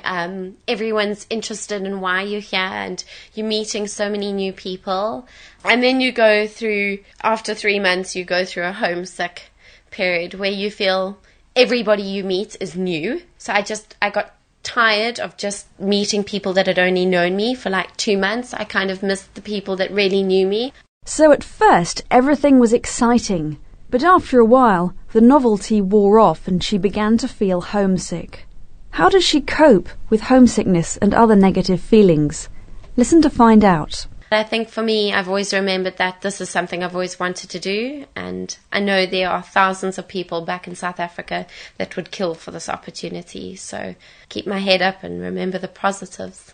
Did you get the answer? Lindsay copes with homesickness by remembering that she is very lucky to be here, because lots of other people in South Africa would love to be able to come to London, but can't. She used the expression, to kill for. If you say you would kill for something, it means you really want it. I'd kill for that dress, but it's just too expensive. Lindsay says she keeps her head up, which means to try to stay strong and confident in a difficult situation. I know you hate your new job, but keep your head up and do the best you can. The next expression Lindsay will use, which we're going to look at, is open-minded, which means not to have a fixed opinion or idea about something. I know you think you'll hate everyone at this party, but you should keep an open mind. Not all her friends are horrible, and you might meet some people you really like. So finally back to Lindsay. What's her advice to people from different countries coming to live in Britain for the first time? I would say to be open-minded and to try experience as much of the culture as possible. If they just open their eyes and their minds to what these people have gone through and how they live and how they've been brought up, I think it gives you a deeper understanding of who you are. Live the English way for a while. Good advice for anyone going to a foreign country. Keep an open mind and try to live how they live. And to get more practice to improve your English, don't forget to visit our website. bbclearningenglish.com. BBC learningenglish.com. Hello, I'm Callum Robertson and this is Weekender. This Sunday is a special day in Britain. It's not an official national holiday and not everybody will be doing anything different, but it is marked in the diary. What day is it? It's Mother's Day, or Mothering Sunday. And in this programme, we'll find out about the origins of this special day for mothers. bbclearningenglish.com. Mothering Sunday is a day when people send cards, flowers and other presents to their mothers. But what's its origin? Where does it come from? And why is it held on this particular day? I asked some of my colleagues if they knew. No, I don't, actually. Can you tell me? No, I have to be honest, I really don't. I just take it as a day of celebrating how great our mums are, but I really didn't think about where it came from. I think it's something to do with Lent and Easter, but I can't remember what. I'm afraid I don't know the origins of Mother's Day. I suspect it's probably something religious, but I don't actually know what it is. Well, my understanding of it was that it was the day that all the girls in service were allowed to go home and see their mothers. And why it's on this day, I can't remember, but it might have something to do with Easter, but I don't know what the story is. It seems as if most people are not too sure of the origins of Mothering Sunday, but they think it has something to do with the Christian religious period of Easter and the 6-week period before that called Lent. But is that correct? To find out for sure, I spoke to Father Alistair Coles, who is the parish priest of St Mary's Church in Bourne Street in London. I asked him about the history of Mothering Sunday. The tradition goes back a long time, and there's one tradition that during medieval times people and clergy would travel to the mother church of the diocese, to the cathedral on this day, this coming Sunday. And there's probably good sense in that the worst of winter weather had gone by then. But none of that really helps with Mothering Sunday. The earliest reference to it comes in 1644 during the Civil War in this country. There's a royalist officer called Richard Simmons, who noted a custom in Worcester in the middle of Lent when children and godchildren would meet at the head and chief of the family and have a feast. And it was called Mothering Day. But all that's quite a long time ago, and by the last century this custom had spread throughout the West Midlands and the Welsh borders, the southwest, and as far north as Lancashire. This is the beginning of the 20th century, late 19th century, I suppose. And apprentices and young servants were often released to go home and visit their families on this day. So there was a tradition of families getting together in the Lent period, or visiting their mother church, or the big church or cathedral for their area. However, this is a very old tradition. By the end of the 19th century, it was common for wealthy families to have servants living in their homes, and on Mothering Sunday they were given a holiday and allowed to go home and visit their families. These days, though, this habit of having servants living in the houses of their employers has died out. So how has the tradition of Mothering Sunday continued? Well, according to Father Coles, with a little help from the United States. By the 1930s, this sort of pattern of Mothering Day and of release from work for home visits, that was all nearly forgotten. Its revival was brought about by the determined efforts of a Miss Anna Jarvis of Philadelphia, whose guiding passion in her life was a devotion to her mother. Miss Jarvis was also well enough connected to turn her private obsession into public law.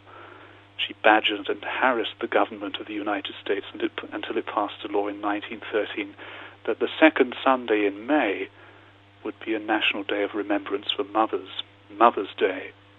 And the custom gradually spread back across the Atlantic. By post-war times was back in the popular awareness of the British, but on Mothering Sunday, this fourth Sunday of Lent. So Mother's Day in the United States began in the 20th century after the efforts of one woman, Anna Jarvis. The influence of the United States came over the Atlantic, and in Britain we took the celebration and gift-giving, but on our original Mothering Sunday date during Lent, and not in May, which is when it's celebrated in the United States and in other countries. Well, that's all from this edition of Weekender. I'm off to buy a nice present for my mother. BBC. LearningEnglish.com.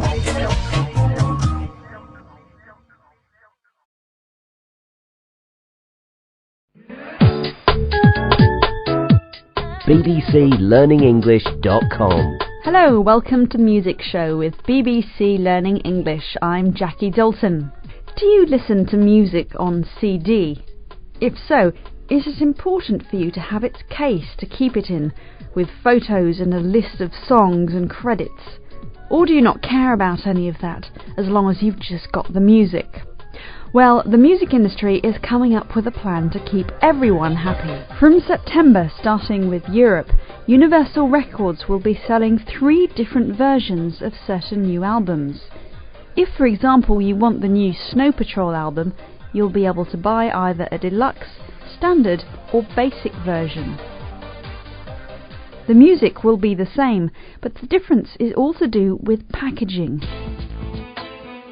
the packaging, the way the product is presented, whether it's in a box or a plastic case and so on.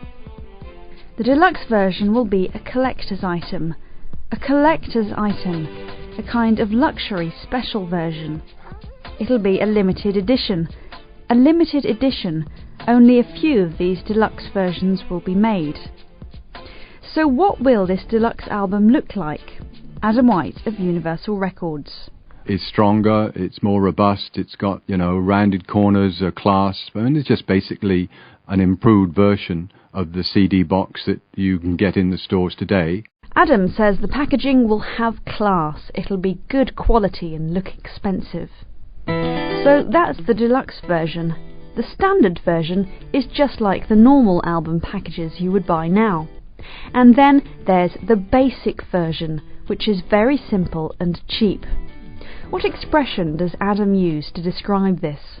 And the basic is no frills, just the music. Essentially the CD in a package that's little more than a cover. Adam says it's no frills. Very simple and cheaper than other versions.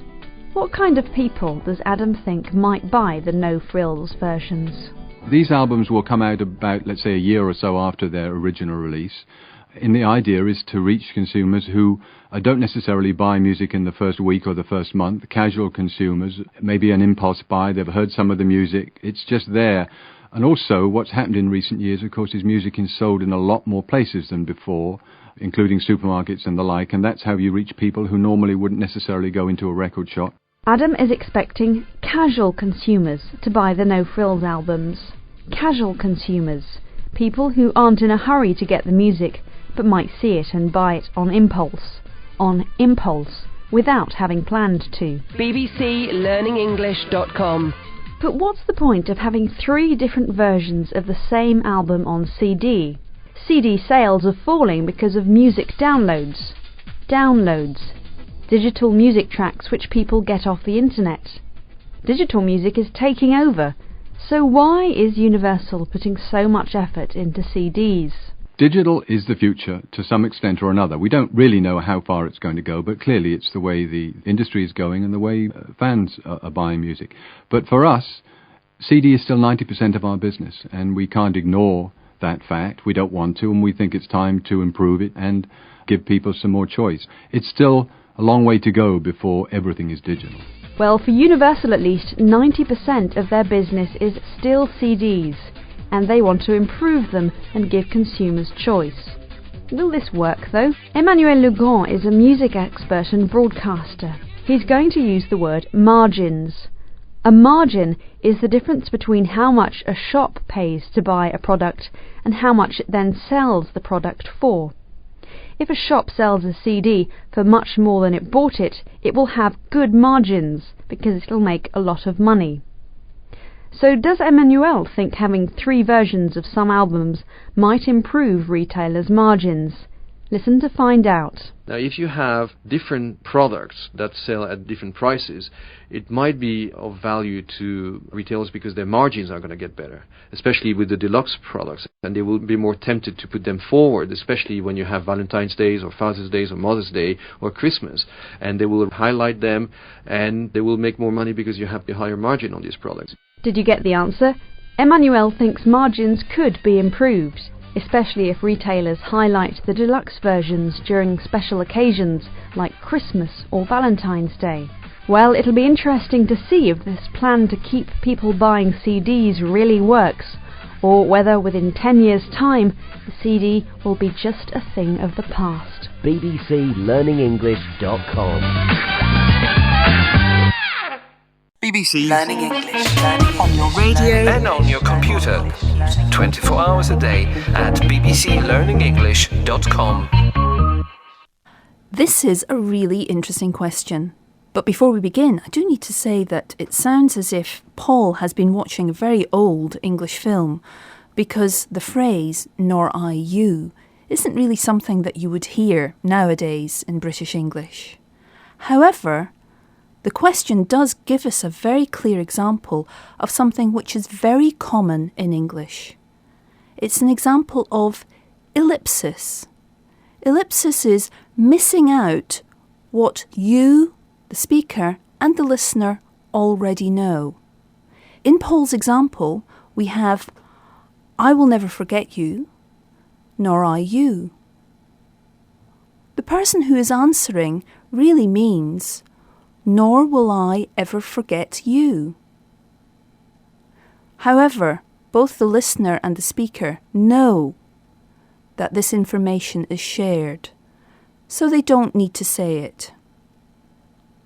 You can find much more common examples of ellipsis in everyday language.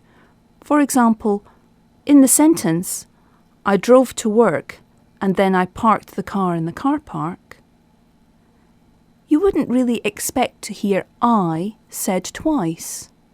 So normally you would hear I drove to work and parked in the car park. We miss out the second I because we already know that it's there. Similarly, I listened to the news on the radio and I listened to the drama programme on the radio. You would normally say, I listened to the news and the drama programme on the radio. This gives us all of the new information, but it misses out the things which we know already. In this case, I listened. So I listened to the news and the drama programme on the radio. We can think of lots of other examples. If we think of the example of love and forgetting, you may hear in a film, for example, I will always love you. And the person who is listening may say, and I you. What they mean is, and I will always love you. But they don't need to repeat the words which the other speaker has already said. Ellipsis also features in sentences where we understand exactly what the speaker is saying and they may drop off a final word. So for example, he is as tall as I am. You may actually hear someone say, he is as tall as I. We don't need the am because it doesn't add any extra information. We try to be as economical as possible when we speak, using only the words which will give the listener the information which he or she needs. Therefore, if we're repeating information or adding in extra words which don't give any more information, we tend to drop them out. This is what ellipsis is. One important thing to remember, however, is that sometimes in our examples, ellipsis can sound a little old-fashioned. So, for example, in our example, he is as tall as I. Normally, in British English, you would hear these days, he's as tall as me. However, grammatically, he is as tall as I is the more correct. And in Paul's example, I will never forget you, nor I you. This is something you're actually unlikely to hear these days in British English. Probably the person answering would say, me neither. However, grammatically, nor I you is more correct. Do try to listen out for ellipsis in everyday language. BBC Learning English. For quizzes, grammar tips, words in the news, discussion boards, message boards, and more. Learning English. Improve your English. Visit our website. Visit bbclearningenglish.com. 24 hours a day. bbclearningenglish.com. BBC learningenglish.com. Hello, I'm Callum Robertson and this is London Life. Or rather, it's Rio Life. Last week, while in Brazil on business for BBC Learning English, we caught up with organisers and crew of an international event that goes around the world and uses English as the universal language of communication, the Volvo Ocean Race. bbclearningenglish.com. Well, it's a gorgeously hot, sunny day. The sky is blue. There's little white fluffy clouds in the sky, and I'm standing at a marina in Rio de Janeiro. Now, a marina is like, I suppose, it's like a car park, but for yachts and boats. Now, we're here because Rio de Janeiro is one of the stopping points at this year's Volvo Ocean Race. This is a race which takes boats around the world, and we're going to find out a little bit more about the race and about how English is used by the crews in the race and by the organisation. It's a multinational competition, but English is the main language. And to tell us a little bit more about this race, we've been joined by, well, tell us who you are and what your role is. Andy Hindley, Racing Director for the Volvo Ocean Race. And tell us a little bit about the race. What is it and what does it involve?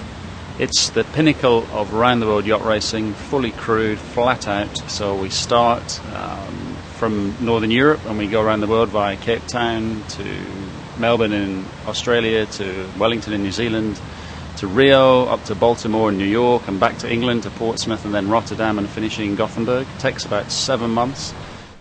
That was Andy Hindley. He says the race is the pinnacle of world yacht racing, which means it's the most important, the most respected race of its kind. The people who work on a boat are called the crew, and he said they sail flat out. Flat out. This phrase means they go as fast as they can and work as hard as they can the whole time. It's a very challenging thing to do. Have another listen to Andy, and this time listen out for the places that the yachts go to and how long the race lasts. It's the pinnacle of round-the-world yacht racing, fully crewed, flat out. So we start from Northern Europe and we go around the world via Cape Town to Melbourne in Australia, to Wellington in New Zealand, to Rio, up to Baltimore and New York, and back to England, to Portsmouth, and then Rotterdam, and finishing in Gothenburg. It takes about 7 months. So the race takes about 7 months and travels from Northern Europe to South Africa, Australia, New Zealand, Brazil, USA, England, Holland and Sweden. And he also told us that there are many different nationalities in the cruise and that English is the official language. So we then went to speak to some crew members who don't have English as their first language about how they and their multinational crews get on with English. We've been joined by, well, tell us who you are and what do you do? I'm Maria Bertran. I'm Spanish and I'm actually working on the Movistar sailing team on the Volvo Ocean Race, which is a Spanish team. Are all the members of the crew Spanish? Now in the race crew we just got 2 Spanish sailors, and the rest of them, they are from all over the world, starting from the skipper. He is from the Netherlands, and then we have New Zealand, Australians, Americans, South Africans, a little bit of everything. It's a Spanish team. What language do they use on the boat? English. So the Spaniards and, well, the skipper, they speak really good English, so they just communicate in English. How did you learn English? In school. Well, after school, used to go to classes to learn English, and then spent summers abroad in England and in the States, and then lived 1 year in the States. And then I studied translation for English. What would be your best tip for how to learn English? Try to spend a couple of months minimum at a English-speaking country, and try not to have much contact with people that speaks your own language. Because if you go like to England and you just keep hanging with Spaniards, if you're Spanish, then yeah, you do learn English, but then you keep speaking Spanish and you don't learn that much. bbclearningenglish.com. We've been joined by, well, tell us what your name is and what you do. My name is Gert-Jan Poortman and I'm a bowman on ABN AMRO 2 in the Volvo Ocean Race. And what country do you come from? What's your native language? I'm from Holland, and so born and raised in Holland, Netherlands. On the boat, your crew members, are they mostly English speakers? Yeah, I mean, we have one language on the boat, and that's English, but we have 7 nationalities. Does it ever cause a problem having the one language, or are all the guys pretty good in English? Some are better than others, but generally, it's going all right. The longer we sail together, the better it is. It's really hard for our skipper because he hardly spoke any word of English, so he would point to someone's nose and say, "Hey, there's something on your arm," and we would tell him it's a nose and not an arm. So you get the funny stuff. Right, and your English is very, very good, and I believe that people actually call you Johnny, is that right? Yeah, because Gert-Jan no one can say. And actually, when I was 18, I moved to America. My English was really bad, so I went to America to learn my English there. That's how I picked it up, and then the last 9 years I haven't lived in Holland, because I've just been sailing around. So all day, every day you speak English. Actually, English is easier for me right now than Dutch. If you had a tip to pass on to people who are learning English, what is your top tip for learning English? Well, for me, it worked going abroad and going to the places and, and then just speak and always try. And then basically it's all about confidence, For a lot of people know another language, but they don't have the confidence to talk. And you just got to go out there and get amongst people and chat. So, I guess that's the tip. Some good advice from Gert-Jan there. That's all from this special edition of Rio Life. BBC LearningEnglish.com. BBC LearningEnglish.com. Hello, I'm Anna Jones and this is London Life. Now, have you ever wondered where those characters you see in films like Toy Story and The Incredibles come from? Well, now's your chance to find out. The Pixar exhibition, celebrating 20 years of animation, recently opened at the Science Museum here in London. An animated film is one in which drawings of people and animals seem to move, such as the characters like Buzz Lightyear in Toy Story or Elastigirl in The Incredibles. In its exhibition, the animation company Pixar decided it wanted to take people behind the scenes to reveal the process of how these animated characters appear on our cinema screens. Rob Warren is the curator of the exhibition, and he explains one of the ways in which Pixar aimed to show the link between its artwork and the finished animated film.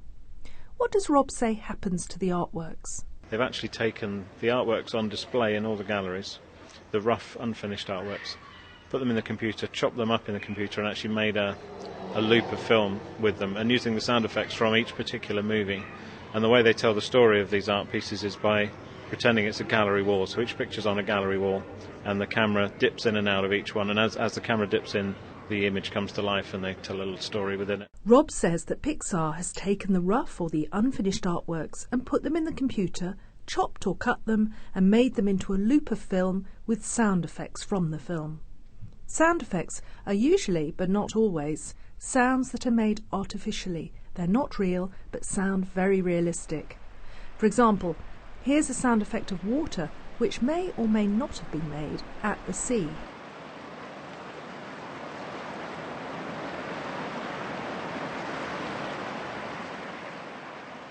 Now, here's Rob again. This time, try to listen out for how these art pieces tell a story. They've actually taken the artworks on display in all the galleries, the rough, unfinished artworks, put them in the computer, chopped them up in the computer, and actually made a loop of film with them, and using the sound effects from each particular movie. And the way they tell the story of these art pieces is by pretending it's a gallery wall. So each picture's on a gallery wall, and the camera dips in and out of each one, and as the camera dips in, the image comes to life and they tell a little story within it. Rob tells us that each picture is placed on a gallery wall, and the camera dips in and out of each one. As the camera does this, the image comes to life and it tells a story. The verb to dip into something means to have a quick look at something. You can dip into a film or a book, which means that you only read small parts of it. I've only had time to dip into the report. She meant to read the whole book, but only managed to dip in and out of it when she found the time. BBC Learning English. Rob goes on to talk about the visitors to the Pixar exhibition. As you listen, try to answer this question. Does he think the exhibition allows children to interact or work with the exhibits? Usually at museums, there are some areas which are very interactive. Children can press buttons or work with exhibits to learn more about them. Is the Pixar exhibition interactive? Because of the nature of the material being flat artwork or 3D sculptures, I really felt it didn't lend itself to kind of whiz-bang interactives. So it's a little bit less interactive than some exhibitions. But what we've also done, we are entertaining the children, but we're also bringing a new audience, and I'm quite pleased about that. We're bringing a lot of art and design students, as well as older adult groups. Well, Rob says that the material or exhibits in the exhibition are flat artwork or three-dimensional sculptures. If something is three-dimensional, then it appears to have length, width and depth. Because they are flat artwork or 3D, Rob says he felt that the exhibition was not appropriate for lots of interactivity. He says the exhibition did not lend itself to whiz-bang interactives. If something is described as whiz-bang, then it means it's very exciting and fun to work with. Even though the exhibition is not very interactive, Rob is pleased with it for a different reason. What is he pleased about? Listen again.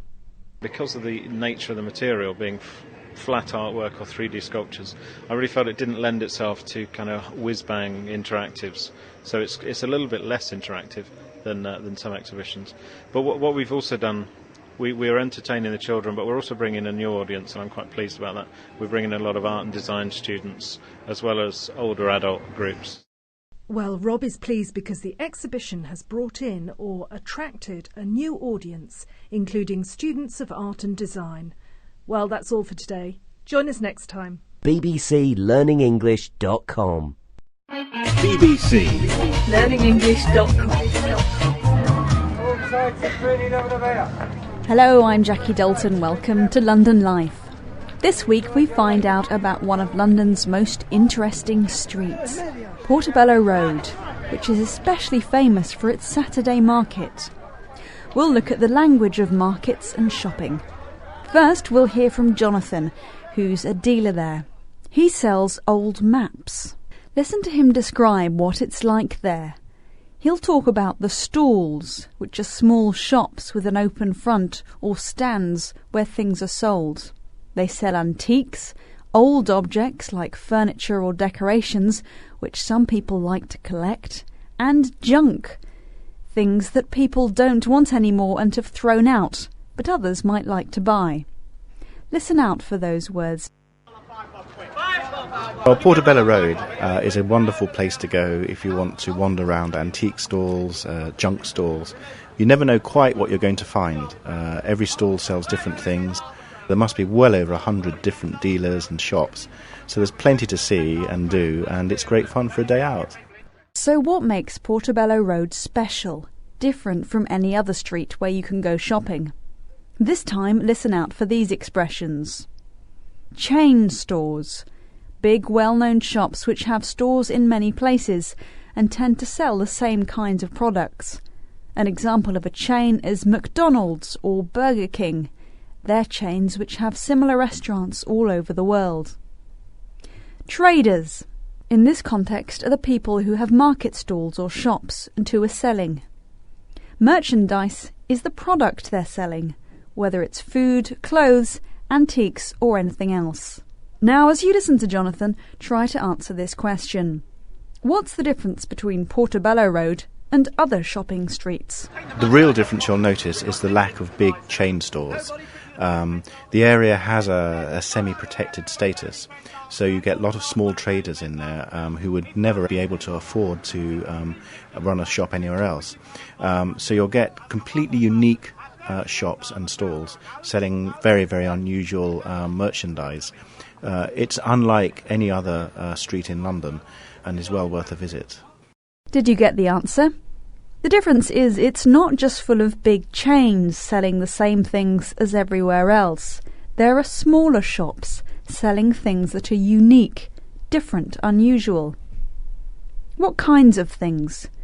You'll hear the word memento, which means a small thing that you keep to remind you of something.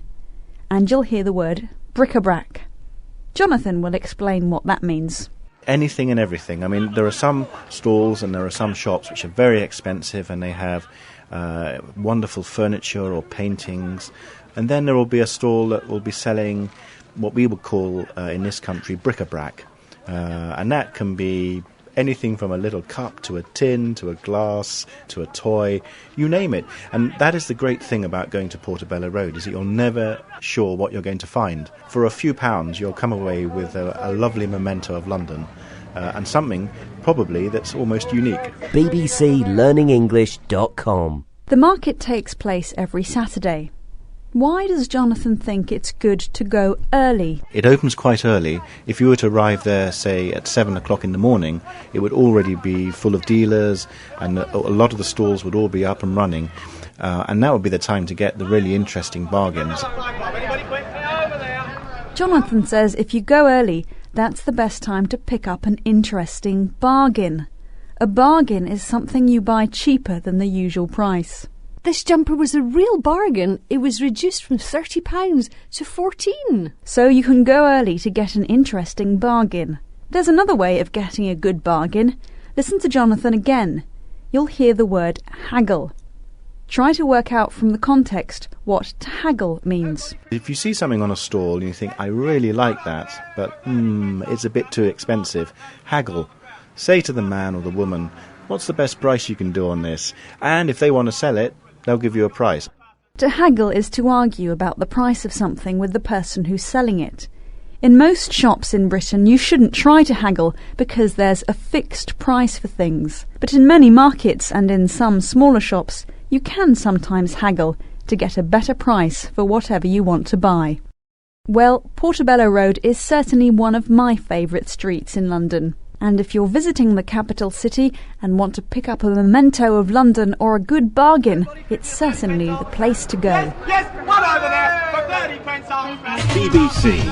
LearningEnglish.com.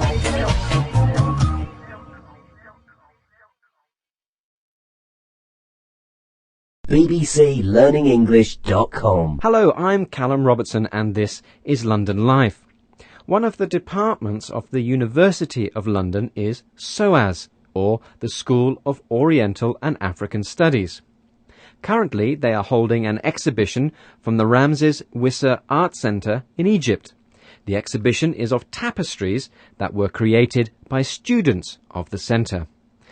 A tapestry is a decoration. It's something that might be hung on a wall, and it's a piece of cloth which has a design in it, a pattern or maybe a picture.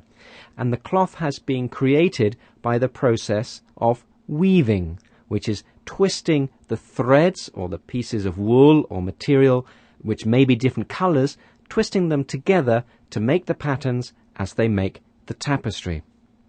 Our reporter Will went to the exhibition to see the tapestries and joins me now. Will, tell me a bit more about the Ramses Wisser Art Centre and about the exhibition. Well, Ramses Wisser was a famous Egyptian architect, and in the early 1950s he founded this centre, he started this centre, and he decided to teach children in a small village how to weave tapestries. But he didn't give them any formal training or tell them what designs to create. Ramses died in 1974, but I spoke to his daughter Suzanne, and she told me about her father's techniques. He believed that every child has a lot of capacity and imagination, and he has the force and power to create. So he believed if he can teach a young child such a technique like weaving, and he leave him completely free to his own imagination to develop his own style, because all the weavings you see around you, they have never been pre-designed. They don't work from any sketch.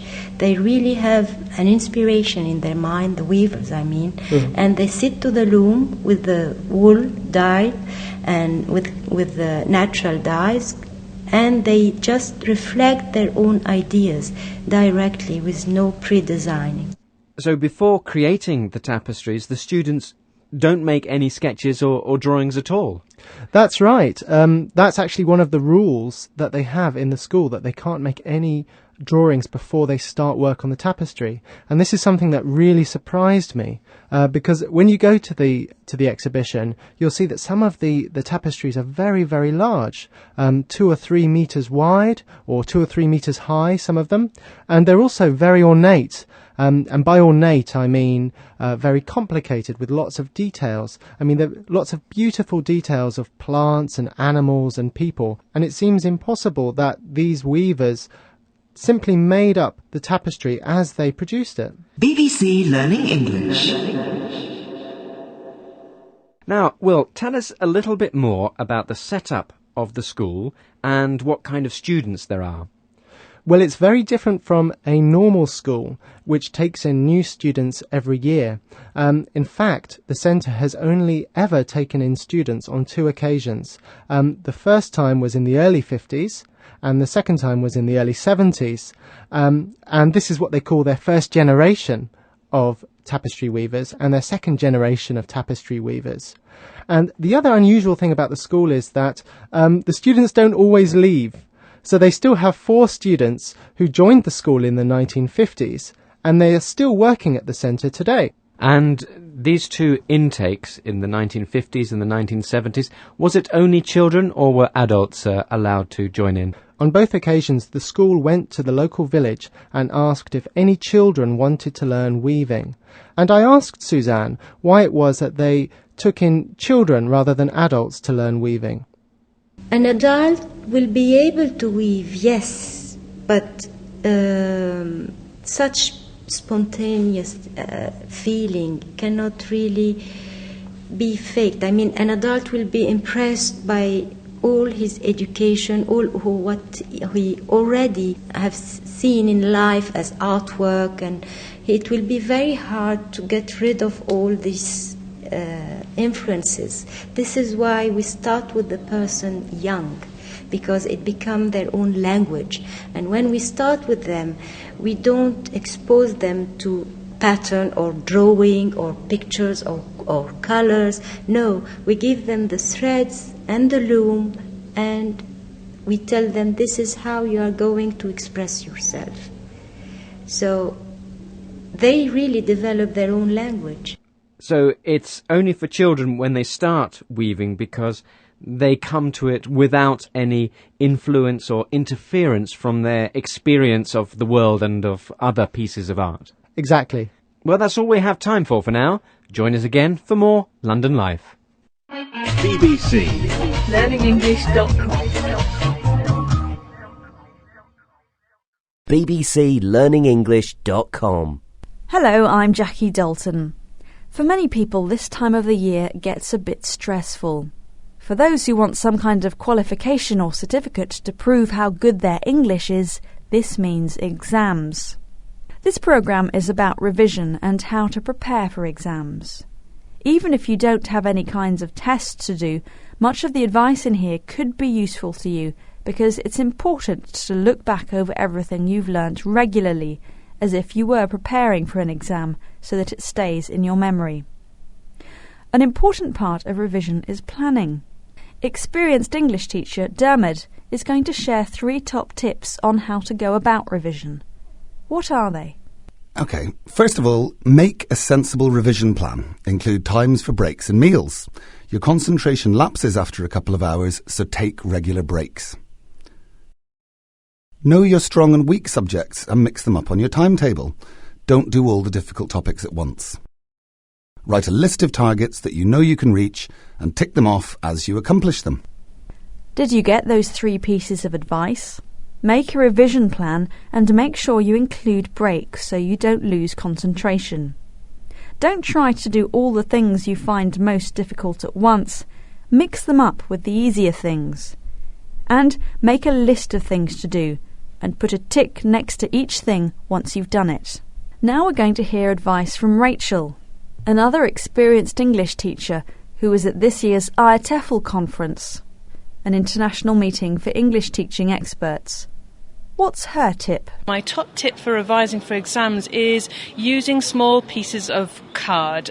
Write the words or sentences or phrases that you're trying to learn on one side of the card, and write either a translation or a sentence using the word or the phrase in English on the other side, and practice turning over the cards, trying to memorise the English word, phrase or sentence. An excellent tip there from Rachel. Use small pieces of card to write words or phrases on one side and their translation or examples of their use on the other. BBCLearningEnglish.com. Now we're going to hear from Dermot again. Make your own revision notes. You'll learn as you write, and once you've got them, you're halfway there. Check the syllabus or ask a teacher to make sure you've got the key areas covered. And if you can, look at past exam papers and see how questions could be asked. It may seem obvious, but it is important to make your own revision notes. Even though you may not realise it, you learn a lot just by writing them. Don't just read things, write. And check the syllabus, in other words, the topics covered in the course. Make sure you know what areas will be tested, so you don't miss anything out. And it always helps if you can look at previous exam papers. What about preparing for speaking exams? Here's some advice from another teacher at the IATEFL conference. How does she think you can become better at speaking English? Hello, I'm Ilona Manders and I'm from the Netherlands. And for anyone preparing for a speaking test, my advice would be just to speak to yourself, which sounds silly, but today with mobile phones and car kits and everything, it's not so strange or embarrassing to be talking to yourself in the car. Imagine someone sitting next to you and just tell this person, in English of course, what you see, what you're going to do, what you did today, and so on. I think that's a very good fluency practice activity. Well, Ilona says talk to yourself and don't worry about feeling silly. Getting good at speaking is more important. And finally, we're going to hear from another English teacher, Manon. What 2 bits of advice does she give? My name is Manon Rijber, I'm from the Netherlands, and my advice for when you have to do a test is to start thinking like the teacher. Really ask yourself what kinds of questions you would ask if you were the teacher, and prepare for those. Try and relax before taking the exam, so do not spend the entire night studying, but really relax. Did you get that? The first bit of advice is to ask yourself what kinds of questions you would ask in the exam if you were the teacher. And secondly, relax and get some rest. All your hard work preparing will be wasted if you stay up all night before and come into the exam too tired to think. If you're someone who tends to worry a lot, try to put your exams into perspective. They're only one aspect of life, and they're not the most important thing in the world. bbclearningenglish.com bbclearningenglish.com Hello, I'm Jackie Dalton and you're listening to Weekender with bbclearningenglish.com. Do you enjoy cycling, taking your bike out and getting some exercise or fresh air? What about cycling with absolutely no clothes on? Well, I've never tried it myself, but hundreds of people all over the world have, and they think it's lots of fun. This weekend, the World Naked Bike Ride takes place. People in cities from Vancouver to London will be getting out their bicycles and taking off their clothes. The question is, why? Conrad Schmidt is the man who's linking up cyclist groups from around the world for this event. He spoke to me over the telephone from Vancouver, and he's going to give us some answers. What reasons does he give for the Naked Bike Ride? It's about getting a message out there that cycling is good for people and it's good for the planet, and that we're going to be sustainable. We're going to think about other things besides car culture, and you're just making a happier, healthier planet. Well, Conrad said cycling is good for people and good for the planet. He uses the word sustainable, a word we often hear in connection with the environment. It means to do things without causing damage to the environment. A nice phrase he also used was getting the message out there, which means making sure people know, or you could also say making people more aware. Aware, a word that Conrad will use next when talking about climate change. Listen out for it. I know that people in London are very aware of global warming, but believe it or not, in North America, there's still a lot of people that don't even believe it's real. There's a whole lot of different levels of awareness around the world. So the naked cyclists want to raise awareness. But why do they have to take their clothes off? Couldn't they just do a big bike ride with their clothes on? What reasons does Conrad give? Well, okay, to be really honest, it's just a lot of fun. But it's also there to symbolize how frail the human body is compared to a car, and the whole idea of simplicity. And it's also a nice challenge. So there's something kind of empowering about riding your bike naked. The whole world tells you, and it's always got these rules, don't do this, don't do this. And one of the silly rules in this world is that somehow nudity is really, really dangerous, which it just isn't. Conrad said the nakedness was symbolic. The idea is to show how frail or how weak the human body is compared to cars, and the idea of simplicity. He said there's something empowering about riding your bike naked. Empowering, meaning it makes you feel good and strong. bbclearningenglish.com Aurora is from the United States. she decided to link up with other groups and organise an annual naked bike ride in Chicago. What kind of message does she want to get out there? Just basically saying we can have fun for free and we can bring into question all of these kind of consumerist habits. Aurora used the phrase bring into question, which means to challenge. She talked about bringing into question consumerism. Consumerism, the idea that it's good to spend money on products or services and own lots of expensive things. So what was it like organising a naked cycling day for the first time? What did Aurora's friends think? Listen to find out. Nobody believed me that it was going to happen, and not even my friends, and they thought it was ridiculous. But then everyone managed to show up, and I think they thought no one was really going to be naked. But then we all just dashed our clothes away, and I think it was very liberating for a lot of people, and the mood was very joyful. Everyone just seemed so happy to be there. So no one believed it was going to happen at first, but when it did, it was liberating. Liberating. We heard the word empowering before, meaning to make you feel good and strong. Liberating means to make you feel free and happy. So that's what the cyclists thought. What about everyone else? What about ordinary people on the streets? And the media coverage? Media coverage, the way the media reacted to the event. Was there a good reaction? The response was overwhelmingly positive. The media coverage was very positive. Everyone on the streets just cheered and screamed and applauded. Aurora says there was a good reaction.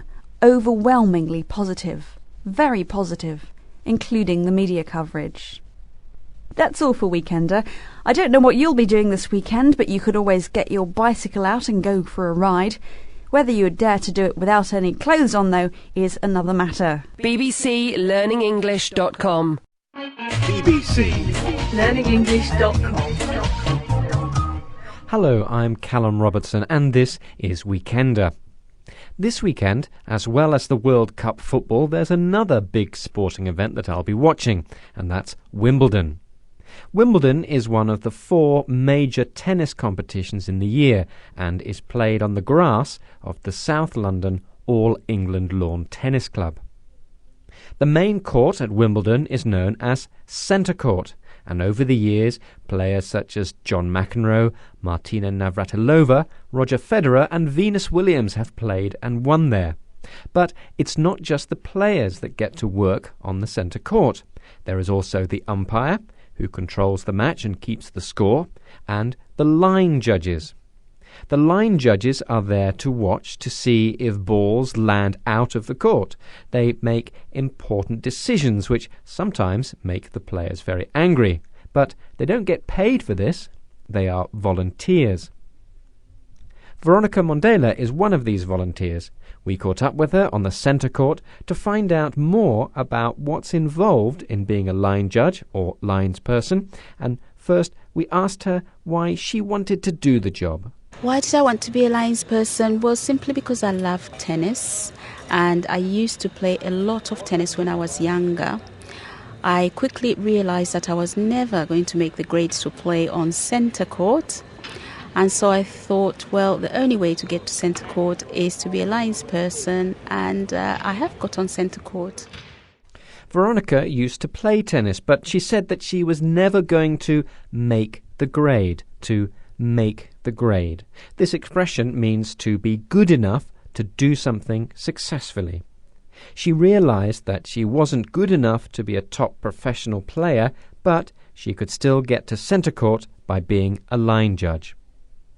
Apart from having good eyesight and knowing the laws of the game, what qualities do you think it takes to be a line umpire? The qualities that you need as a line umpire, you need to hold your nerve. Sometimes it can be intimidating, especially when a player is unhappy with your call. and you need to be confident about your cause. So you need to have a loud, confident voice, and if a player is unhappy, you need to hold your nerve. So it's all about confidence, really. Being a line umpire is all about confidence, Veronica says. You have to have a loud, confident voice. You have to be confident about your call, and importantly, you also have to hold your nerve. To hold your nerve, to be strong and not change your mind if a player disagrees with your call. It can be, she says, intimidating at times. You can feel a lot of pressure, but you have to hold your nerve. bbclearningenglish.com. Walking out onto the centre court at Wimbledon is an experience not many of us have had or are likely to have. So, what's it like? How does it feel? You know, when you walk out onto centre court and the people begin to clap and you're waiting for the players to come, that feeling, you can never get used to it. Centre court, Wimbledon is really special, and every time you walk out on court, it feels like a special time. I don't think I'll ever tire of walking out onto centre court. You do feel nervous, and you feel the excitement. You feel a little tension. It's only when the first ball is hit that you begin to sort of get into it, and also when you make your first call, especially if it's a fault or out call, because you've got your voice out there, and then you get into the match. Veronica describes it as a very special feeling, one she will never tire of, one she'll never get bored of.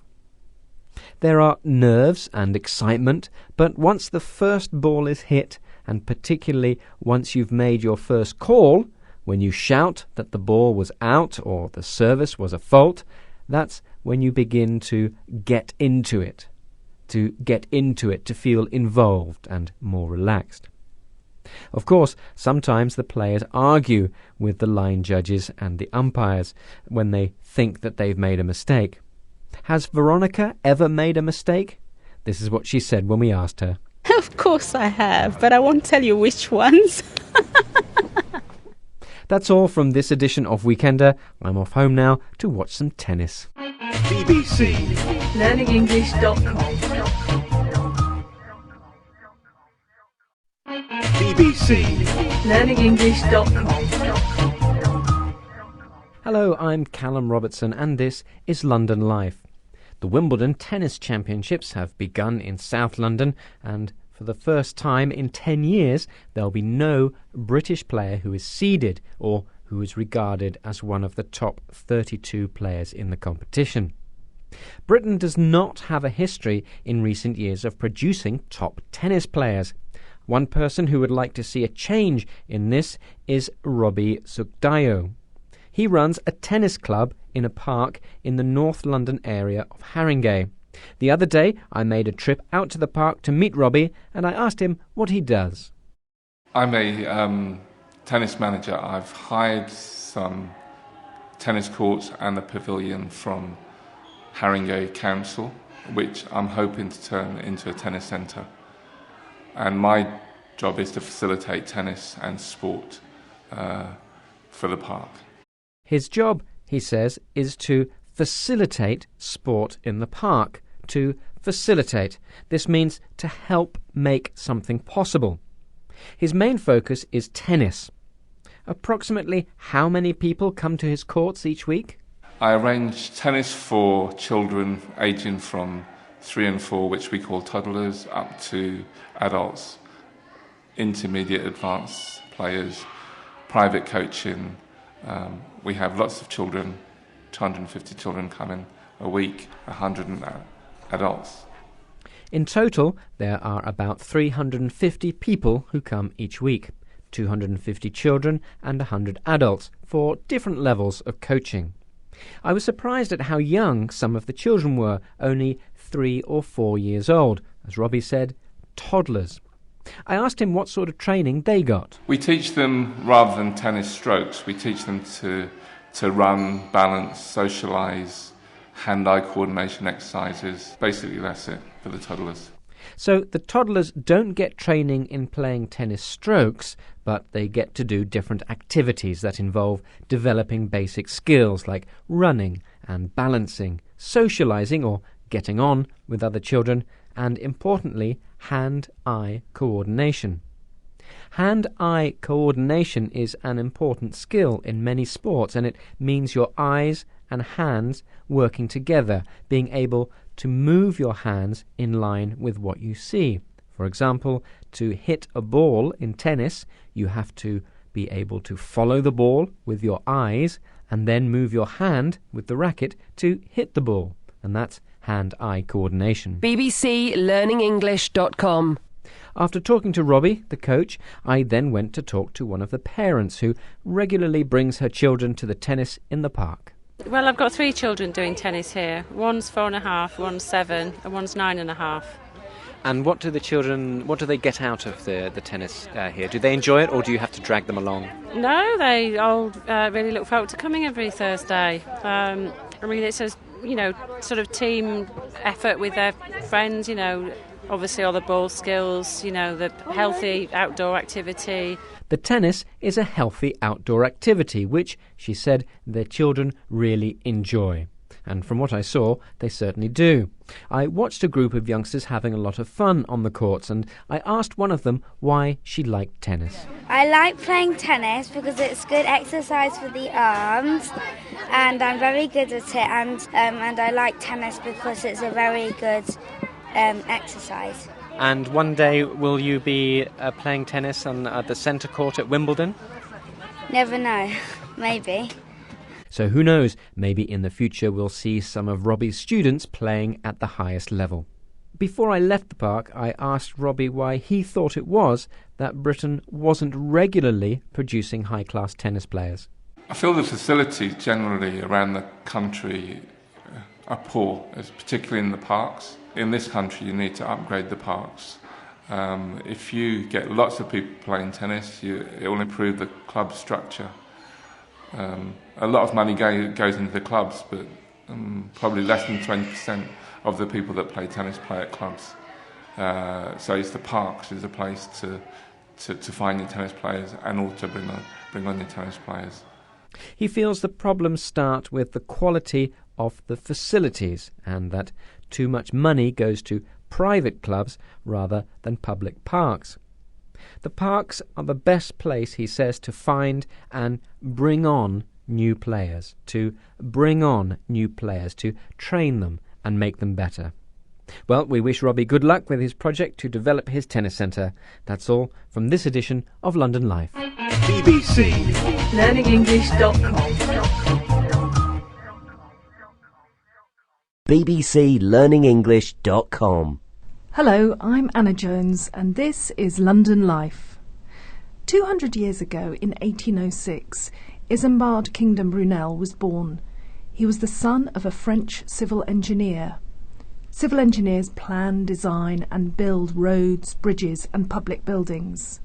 And Isambard Kingdom Brunel was destined to follow the same career path as his father and become one of the world's most famous engineers. During his life, Brunel designed and built docks, enclosed areas of water where ships are loaded, unloaded and repaired.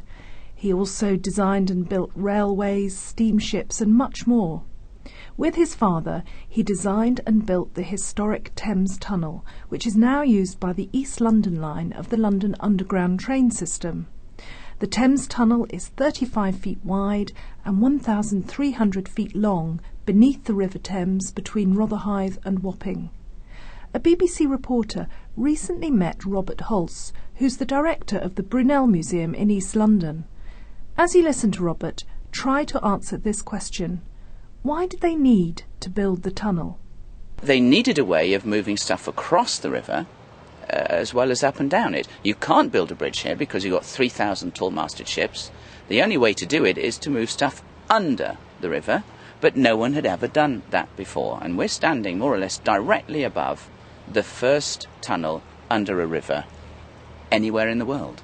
Did you hear why they needed to build the tunnel? Well, Robert said that they needed to move stuff, things and people, across the river, as well as up and down or along the river.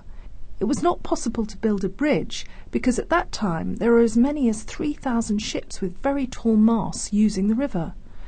Robert explains that the only solution was to build a tunnel under the river, but no one had ever done that before.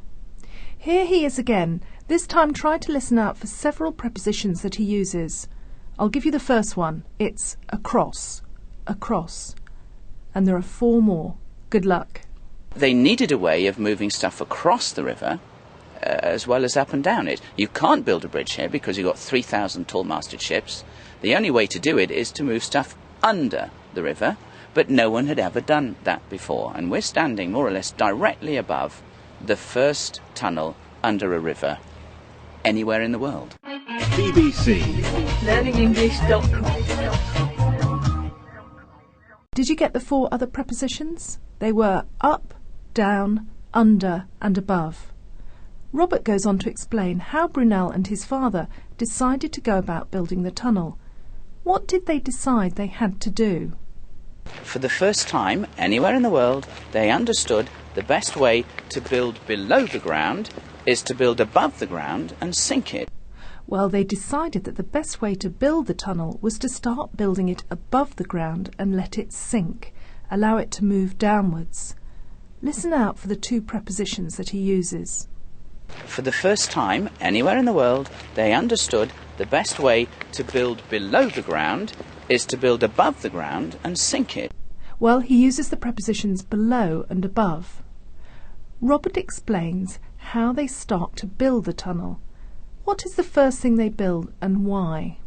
They build, here on the riverbank, a 50-foot tall tower. Now that's taller than any of the buildings here now. As the weight of the bricks gets heavier and heavier, it sinks under its own weight into the soft earth. And then they lower people inside. So the shaft sinks itself under its own weight. The men go down 50 foot. When they hit the bottom, they start digging, hacking at the wall, and they're heading northwards across to the other side of the river. That's right. Well, Robert explains that they build a 50-foot tower, which is a tall, narrow building just over 15 metres high. They build the tower in soft earth, and it slowly sinks into the soft earth under its own weight. They then put people inside the shaft or underground tower, which then sinks about 50 feet to the bottom. Once they're at the bottom, the men inside the shaft start to mine. They dig or hack away at the walls and they start to move northwards. They're heading towards the north bank of the River Thames and they're starting to build the tunnel. Listen again and try to listen out for the prepositions he uses. They build, here on the riverbank, a 50-foot tall tower. Now that's taller than any of the buildings here now. As the weight of the bricks gets heavier and heavier, it sinks under its own weight into the soft earth. And then they lower people inside. So the shaft sinks itself under its own weight. The men go down 50 foot. When they hit the bottom, they start digging, hacking at the wall, and they're heading northwards across to the other side of the river. That's right. That's all from London Life. Join us next time. bbclearningenglish.com. BBC Learning English. Everyday English, every day. Hello, welcome to Weekender. I'm Jackie Dalton. Today's show is all about the Consumer Electronics Show in Las Vegas. Industry leaders in electronic goods from Microsoft and Yahoo to Google and Sony are showing off their latest products. Now we're going to hear from Geeta Harry, who's in Vegas. As you listen to him, try to find the answer to this question. Are the products on show at the technology fair already available to the public? Could we buy them already or not? How about that 14-inch diagonal screen? Hey, that's that wide-angle True Bright technology again, right? Yeah. It's incredible. It isn't theatre, but this is quite a show. Televisions, phones, computers and gadgets, which are yet to hit the high street, are being premiered. And an audience of 130,000 people has flown into Vegas to see what they're like. The answer is no. Geeta says the televisions, phones and other gadgets are yet to hit the high street. We often use the term high street to talk about shops and the money people spend in them. Geeta says they have yet to hit the high street, which means they haven't hit it yet. He says they're being premiered, shown for the first time. Now we're going to hear Bruce Nazarian of the Digital Media Consulting Group explain why he thinks the event is so important. First, though, a couple of words he'll use. An advocate. An advocate is a person who publicly supports or promotes something. She's a strong advocate of a law against the death penalty. He'll use the phrase to push the envelope further, to try to go further than the normal limit of something, to do better, to push the envelope further. This show really tries to be the leading edge of everything that's in consumer electronics. We're looking at wireless telephones, we're looking at cellular technology, we're looking at music players, we're looking at computers. I mean, everything that potentially touches the consumer has some advocate here trying to push the envelope further and further. bbclearningenglish.com. So what weird and wonderful products are on show at the fair? Listen to this promotion playing. Try to work out what kind of electrical appliance that you might have in your house it's referring to. The days of fumbling around with the remote to change channels will be a distant memory. Just say the channel you wish to watch and the channel changes. It's that easy. Did you get it? It was referring to a television set. Some of the vocabulary that came up was remote, short for remote control, which is the small box we use to control what we're watching, to change channels, or turn the volume up or down. So what exactly is the new development that's being advertised? Listen again. Just say the channel you wish to watch and the channel changes. It's that easy. The promotion says we'll no longer need a remote control to change channel. All we'll have to do is tell the television what we want to watch. Now that's a really lazy way to watch TV. Next we're going to hear about James Davis, a salesman at the Samsung stand. Geeta says people like him are at the fair for two things. What are these two things? Salesmen like James Davis on the Samsung stall are here to check out the competition as well as promote their own product. Well, they're there to promote their own products, to put on show what they have to offer, and to check out the competition, to see what other companies in the same area of work are doing, the competition, those businesses that are your main rivals. So what does James think of the fair? It's definitely impressive to see some of the other booths. It always keeps us on our toes and, it keeps us sharp. He says it's impressive to see so many booths or stalls where businesses are promoting their products. He says it keeps us on our toes, which means it forces them to work hard and focus their attention on what they're doing to make sure they don't get left behind. Finally, there is one word that we just can't avoid when we're talking about people who work with computers and technology. Can you guess which word it is? There are hundreds of young women handing out free gifts or urging geeky men to follow them back to their stands. It was geeky. A geek is an informal and not very complimentary word we sometimes use to describe someone who's obsessed with technology. It sort of means they're a bit boring and strange. We say they're geeky. But even so, these are the people who'll be deciding what we'll be able to buy from the high street in the coming months and years, whether it's amazing quality DVD players or televisions that understand what you say to them. So really, we should treat the geeks with some respect. bbclearningenglish.com. bbclearningenglish.com. Hello, I'm Callum Robertson and this is Weekender. A few weeks ago I celebrated my birthday. I don't feel any older, but now when I write my age I have to add an extra number. For some people, birthdays are a time of celebration and rejoicing. For others, it's a time of sadness as they worry about getting older.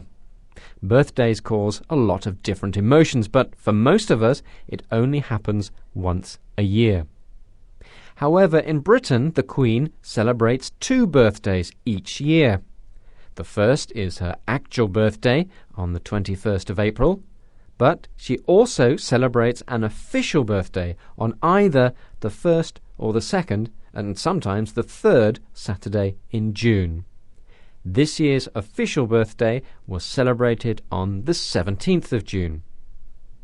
On her official birthday, there's a big parade in the centre of London called the Trooping of the Colour. This was originally a military procedure which took place before a battle. The colour is the name for the flags of an army. Trooping was when the flag was shown to the soldiers in the army so that it could be seen and recognised by the soldiers during the battle. In time, this trooping of the colour became a purely ceremonial event. This means it's done for display and exhibition only. In the year 1748, it became the ceremony that was used to mark the sovereign's birthday. And sovereign is another term for king or queen. But what has all this to do with the Queen having two birthdays? Here's BBC correspondent June Kelly to explain. As she says, the second birthday began with one of the Queen's ancestors, Edward VII. Why did he start the practice of having a second official birthday? Now, this was brought in by Edward VII. He brought it in because his birthday was in the winter, and he thought that was not a terribly good time to have trooping the colours. So, therefore, the decision was made to have an official birthday. And basically, it was done for that reason, simply because of the weather and the parades and all the things that we see on trooping the colour. So the reason for the monarch having an official birthday in the summer is simply the British weather.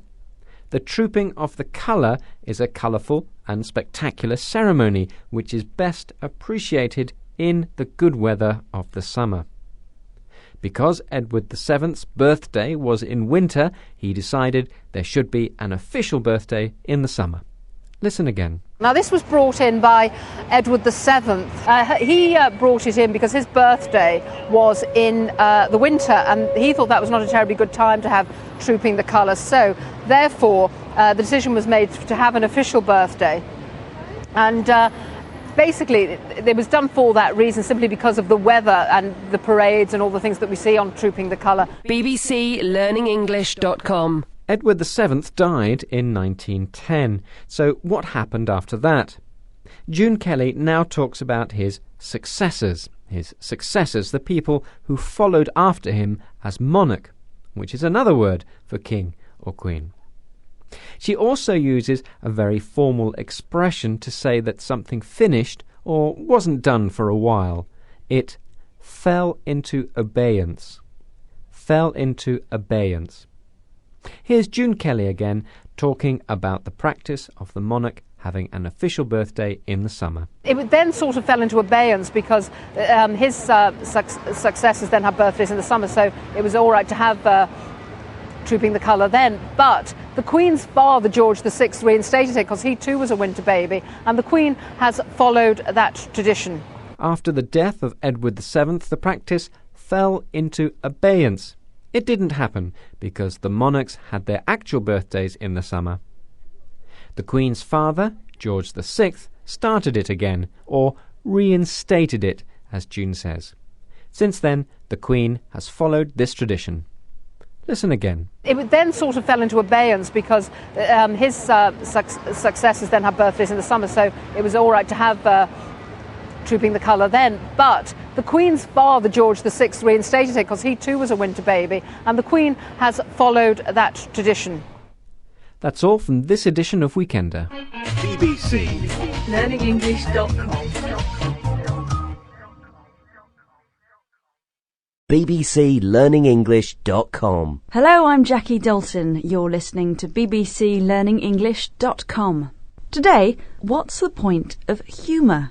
We all know having a laugh is a way of making our lives better, but exactly how does it all work? This week we'll hear from Jennifer Coates, who's Professor of English Language and Linguistics at Roehampton University in England. She's done a lot of research into humour and how it's used. First, Jennifer will list 3 main reasons why she thinks humour is important. What are they? Humour is extraordinary. It's actually multifunctional, has lots and lots of different functions. But I think the 3 main ones are, first of all, to achieve dominance. Secondly, for self-protection. You can use humour to deal with difficult situations and to make yourself feel better in an embarrassing position. or finally to construct solidarity, and that's by far the most important function of humour. Did you get those 3 points? First, Jennifer said humour is used to achieve dominance or power. Secondly, we use it to protect ourselves. For example, to make a joke out of something you've done that's embarrassing.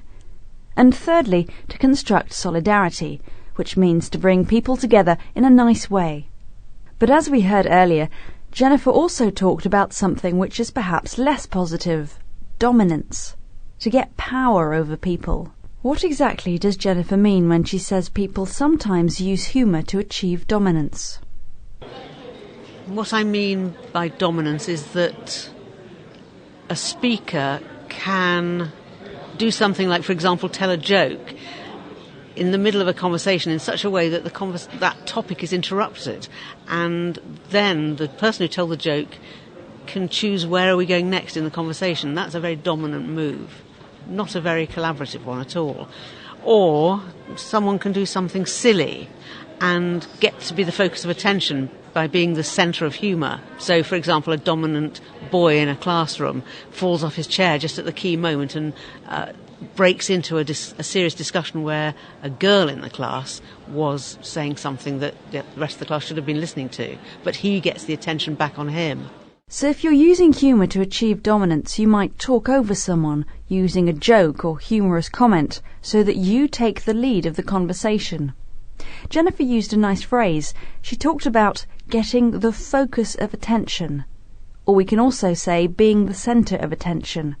The person who everyone is looking at and listening to. As Jennifer points out, this kind of humour isn't very collaborative. It's about gaining power rather than sharing. bbclearningenglish.com. I asked some other people what they thought humour might be used for. This is Kaz.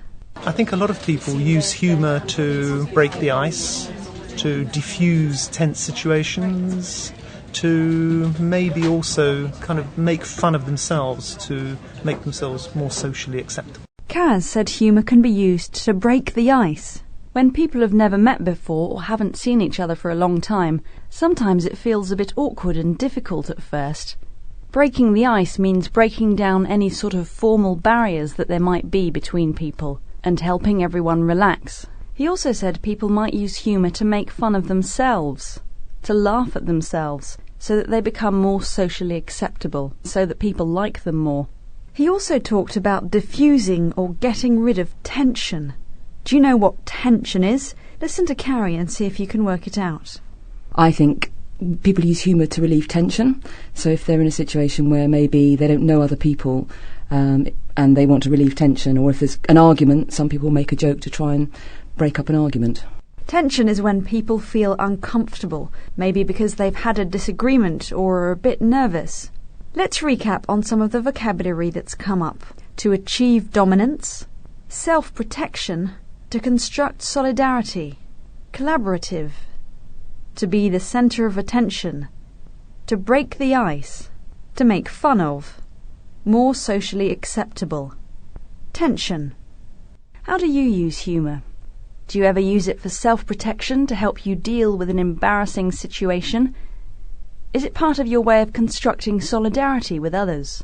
Or are you an attention seeker who always has to interrupt conversations with funny comments so that you become the dominant player? Think about it, and you might be surprised. bbclearningenglish.com. BBC World Service. Now, BBC Learning English.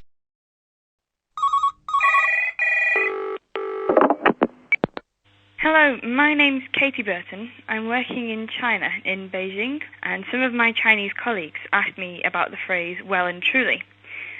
We can say well and truly stuck, but not well and truly beautiful. Are there any rules for using this phrase, or is it just a case of learning it? Is well and truly an adverb, and what should follow it? Or is it an adjective, and is it only for negative things? Well, thank you for your question, Katie. And first, let me explain what well and truly stuck means. If something is well and truly stuck, you really cannot move it. So, for example, if your car breaks down and you try to push it and it won't move, it may be well and truly stuck. So well and truly here means absolutely stuck.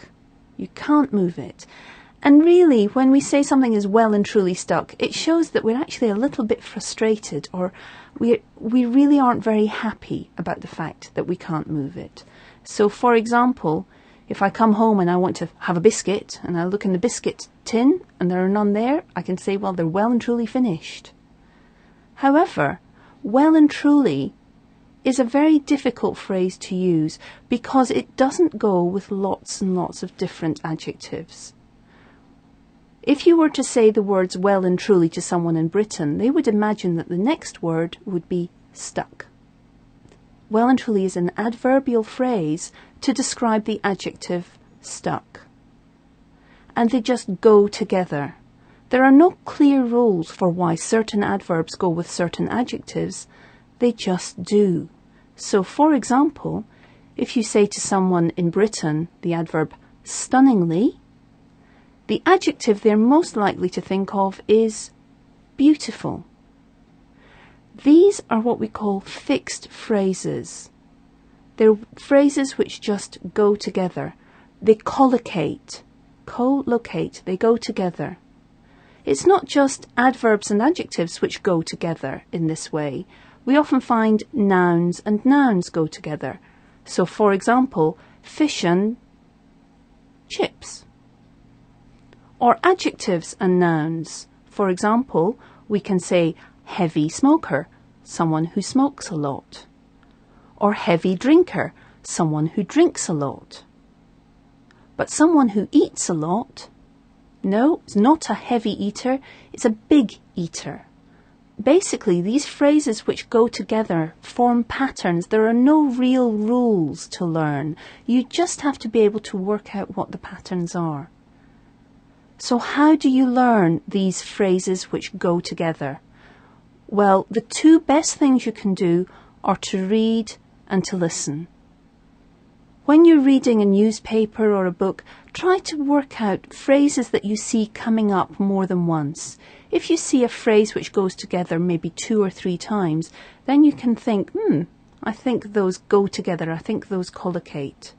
And similarly, if you're listening to the radio, when you're listening to the BBC World Service, if you hear the phrase 2 or 3 times, make a note of it, because then you know, this is a collocation, this is a phrase which goes together. So hopefully, Katie, that answers your question. To sum up, well and truly is an adverbial phrase, and most often you use it with the adjective stuck, well and truly stuck. You can use it in 1 or 2 other circumstances, but usually you will hear it with the adjective stuck. Although now I'm well and truly finished, and I'm going to go and have a cup of tea. Right, thank you very much. That's brilliant. I'll go and tell them all tomorrow. Thank you very much.